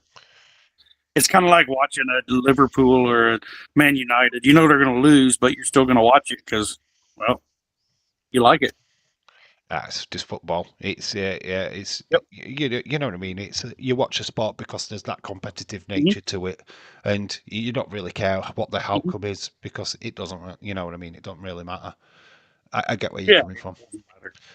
Age car. I can't answer that question because AAA. I don't know who the up and coming stars are of AAA. To be honest, we only get to see a limited roster right now. I can tell you who's going to be an up and coming star for that promotion.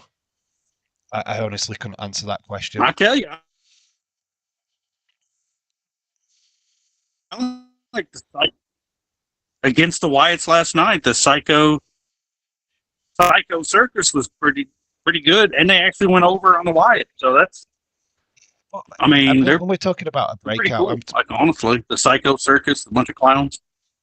I'd love to see them on the main roster. They're not going to get into WWE. I mean, they're not. I don't see them going up to WWE because they're basically the Wyatts. I mean, Lucha Wyatt. One-off match. Call them Lucha Wyatt. The thing is, well, yeah, but I mean, they're not going to break out. think when you ask me for a breakout star, you're talking about a young up and comer. The thing is, with Triple A's roster, Yeah. your up and comers are your Dominic Mysterios, your Vikingos.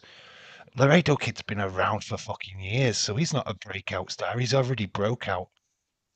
Wagner Jr. is already broken out. Mr. Iguana is huge in Mexico.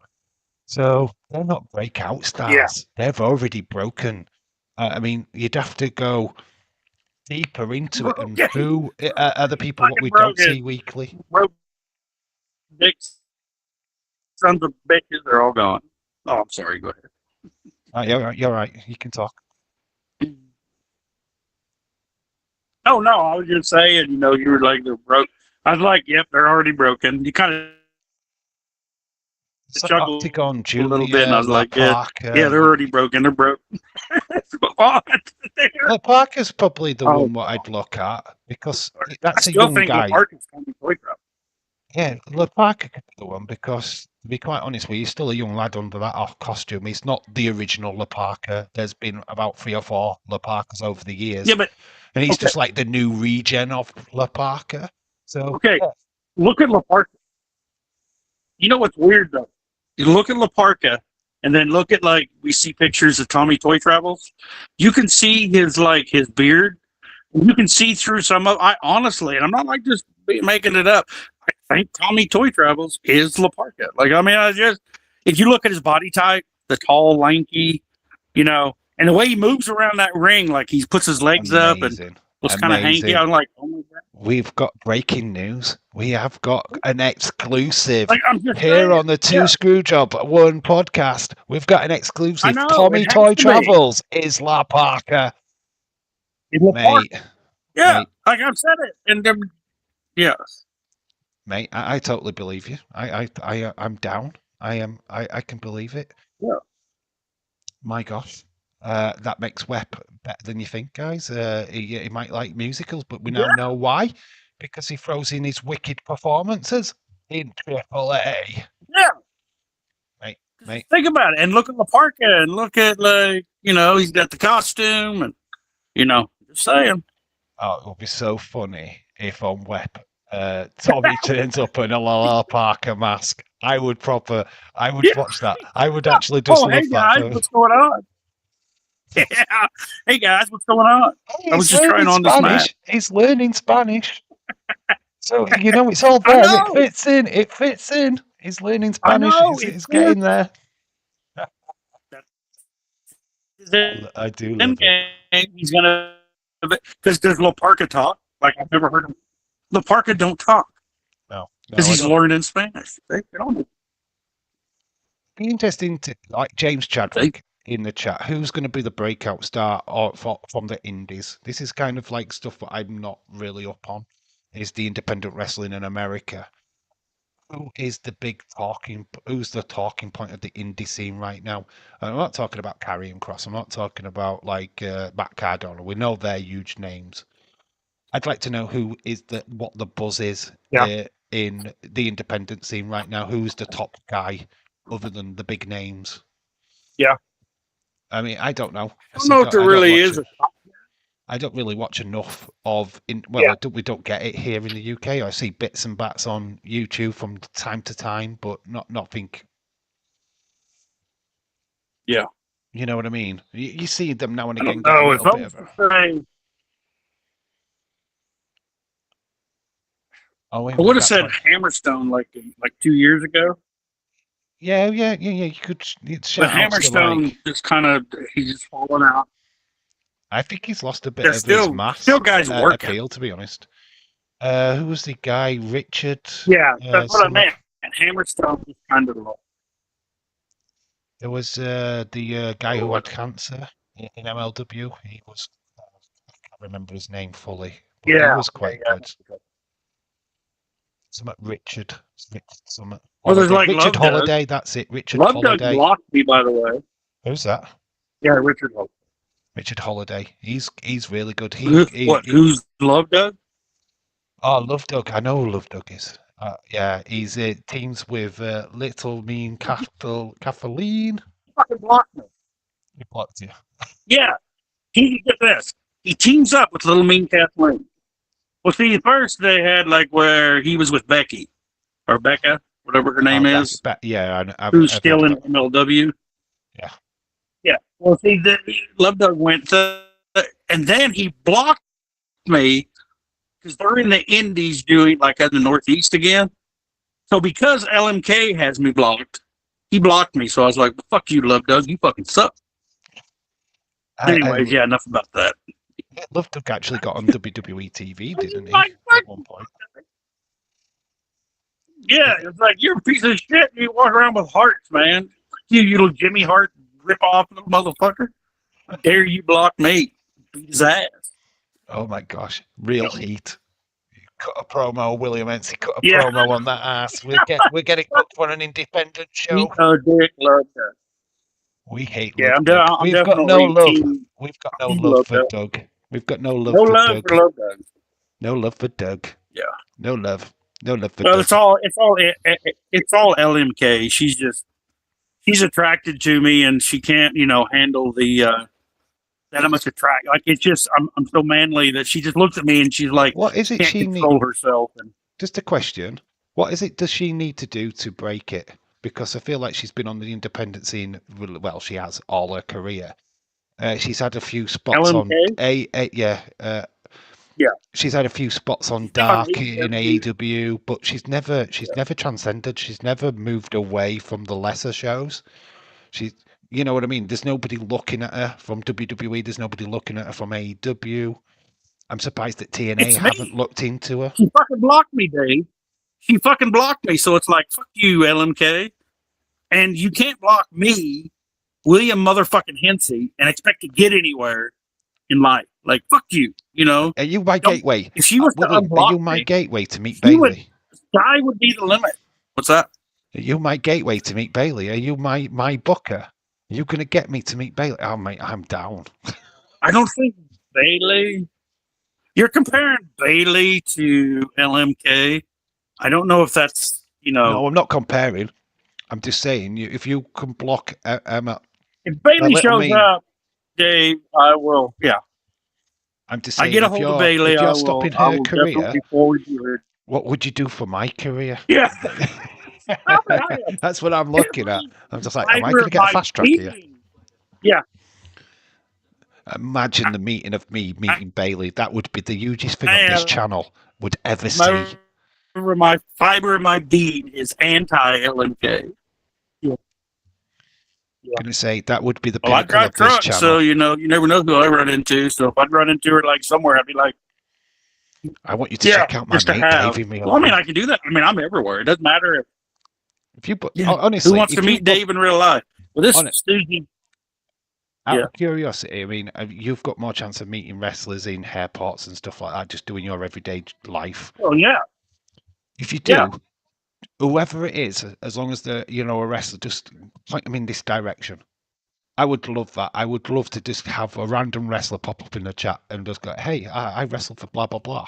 And William Ency sent us here. That would be cool. Because it don't happen here in the UK. I mean, I could talk to a wrestler. I could talk to a wrestler tomorrow. I know how to get in touch, but you will not know who they are. I've gotten wrestlers to show up. Yeah.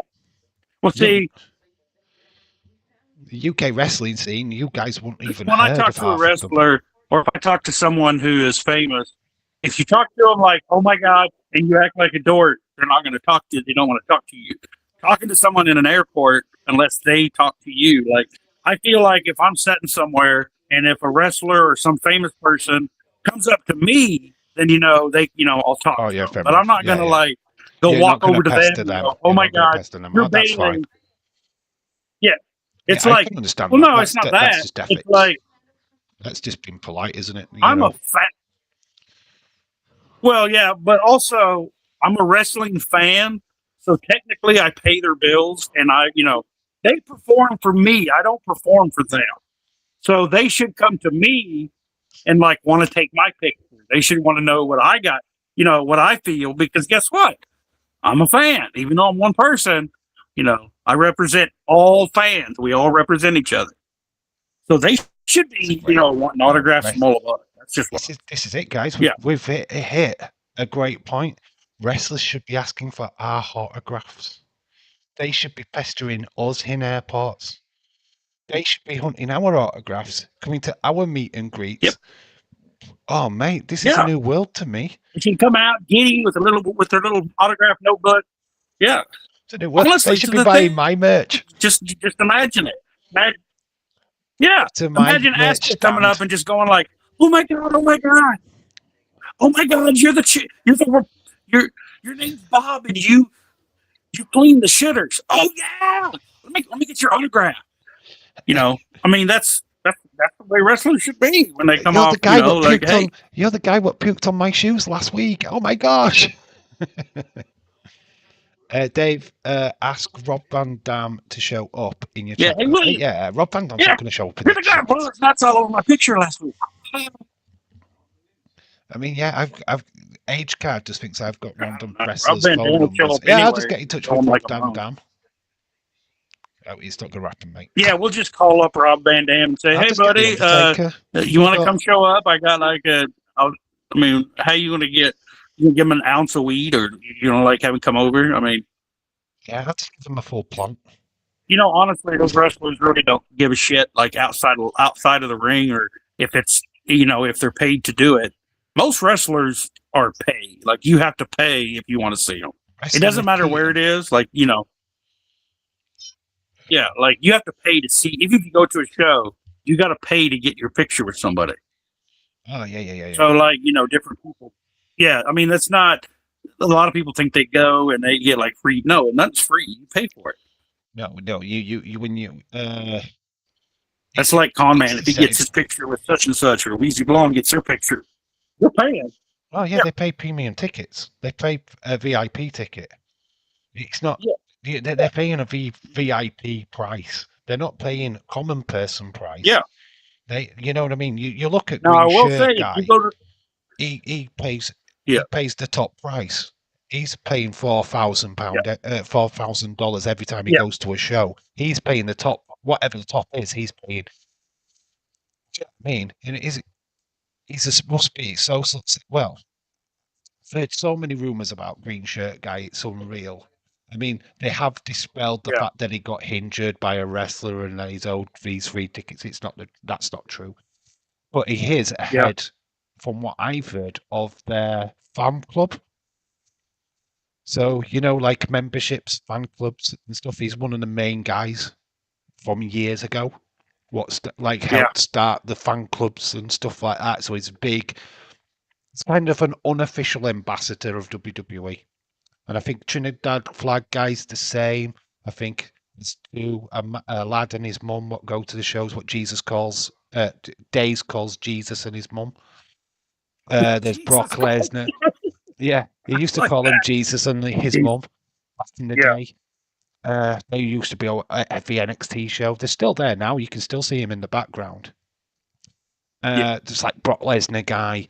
Do you know what I mean? These guys are ambassadors, like a fan club ambassadors. They're going to get guaranteed tickets, right? There's no way that you could go on any web app to get seats and get the exact same seat every fucking time. That's bullshit. That is absolute bullshit. I don't believe that for 1 second, because what is he doing? Perched on that app, ready to just click that button straight away. It's like, no fucking way does that happen. His seats are allocated, 100% allocated. They are positioned in the right position for them to be seen on TV. They're as big as stars of the stars in the ring. And I think that's how WWE like it. You know how you've got people what they use as, if you have a fan attack a wrestler, and it's usually somebody from the back pretending to be a fan. That's what they are. They're not wrestlers, of course, but they're just fans, but are glorified fans. So, they're just as big as the wrestlers. People are going to stop them and engage with them. And that's what WWE want, is that engagement. So, yeah.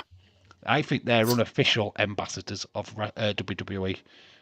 That's why we see them so often. I don't think it has anything to do with how much money they're earning or whatever. I just think they are there because WWE wants them to be there. It's just not often you see a pay-per-view PLE without a green shirt guy in that front row. It's not often. And there's a reason for that. Dave, don't Yeah. forget to tell you that Rob Van Dam liked another one of my posts. Oh, that's great. That's good. That's as close as you're going to get to him. If you get a post like it's right in it, but you enjoy it, that's your success, right? If I get a retweet from William Ency, that's my goals in life have been completed for that week. I don't retweet anybody. Like I don't do retweet because I don't know why. I just never really. I don't think I'm that much of a draw to people to give a shit to Mate, be like. to be honest, mate, you are more of a draw than you think, right? Yeah, You're yeah. well respected in the community. You're I honestly wouldn't say respected. Demanded respect. very respectable fella. Like Anyway, in, we're gonna draw this like to an end yeah. because yeah, I've got work Oh, in the morning and stuff. he didn't even So get to talk. you what, mate? I go on for a night. Yeah, Yeah. I get you. We could, but I need to literally have my feet up and actually chill out for a bit. Yeah. Dave come back in Ireland TV show. I don't know. They are back in Ireland soon. A sign. Real Oh, if life. they come to Ireland, he's going to have a sign saying Dave in real life. Do it. Anybody who Oh, goes to wrestling shows, that's the way to show support to the channel, which would be great. hey, Yeah, thanks, Leeds. yeah. Anything like that would be awesome. Yeah, we're going to call it a night. I feel. I will end the call with you and then just wrap up this stream like we did last week. I think we might be All back right. live next Sunday if you're up for it. Yeah, I'm down. Yeah, it's in the Yeah, middle of the holidays. We can talk about what presents yeah. we've all got. Me, absolutely nothing, but we could still talk about it. New Year, New Year's resolutions. No, Oh wait. yeah, sure, yeah, sure. Yeah, you forgot about that. We'll have New Year's that Yeah. I'm going to be live on New Year's Eve, just to see in the new year for sure. But yeah, we can fit Yeah, in another podcast on Sunday next week. They will be back with Raw that following Monday anyway. So yeah, sure. that's We'll up to back you, man. same Whatever. time as today. We'll do next week. So yeah, thank you for Yeah. everyone what's joined, and thank you, William. You're a legend as always. Thank you, Always a Dave. pleasure, never a chore talking to you, my friend. Yeah, you just keep talking. That's the thing. Yeah, that's what it is. I let That's you the talk greatest more thing this about week. it. That's the greatest thing about it. It's just chatting. It's good. I know. For us, it's awesome. We Yeah. just get to talk. Yeah. All right then, William. Have a great Christmas, mate, and I'll see you next week. You too. Love you, brother. Love you too, mate. Bye. Stand that. Bye. Bye. Boom. There we go. Let's just close that off. Boom. We're back. Hopefully you enjoyed that, guys. William Ency, absolute legend, as you know. Thank you for everyone that's joined this live stream. It's been good. Hopefully you got something out of it. Certainly the naughty and nice list was pretty cool. Boobies. William Ency. Yeah, we got boobies out of it. We got boobies. But that is it for tonight, guys. Thank you for everyone what's joined, William included. And yeah, we're back for NXT on Tuesday. That will be the last stream before Christmas. There's content on the channel. Members, there is a members video up. If you haven't seen it yet, go check that out. It is the Wyatt Six set out thing at the back of the living room. So go check that out. There will be a video up on Christmas Day, a little like speech thing, whatever that will be. So yeah, look out for that, and I will just see you on Tuesday night for NXT. So have a good rest of your week and weekend, and I will catch you all later. I'm sorry for talking about Web. No worries, bud. No worries. But just don't make it a conversation. I'm not going to talk about an endless conversation about Web. They've got their own thing going off. I don't want to spend my time, especially on a podcast, talking about their podcast. Likewise, they probably won't want to talk about this podcast on their podcast, if you get what I mean. So that's just how it is. Anyway, love you all. I'd be Dave in real life. That was Willie Amenzi. This has been 2 Screwjobs.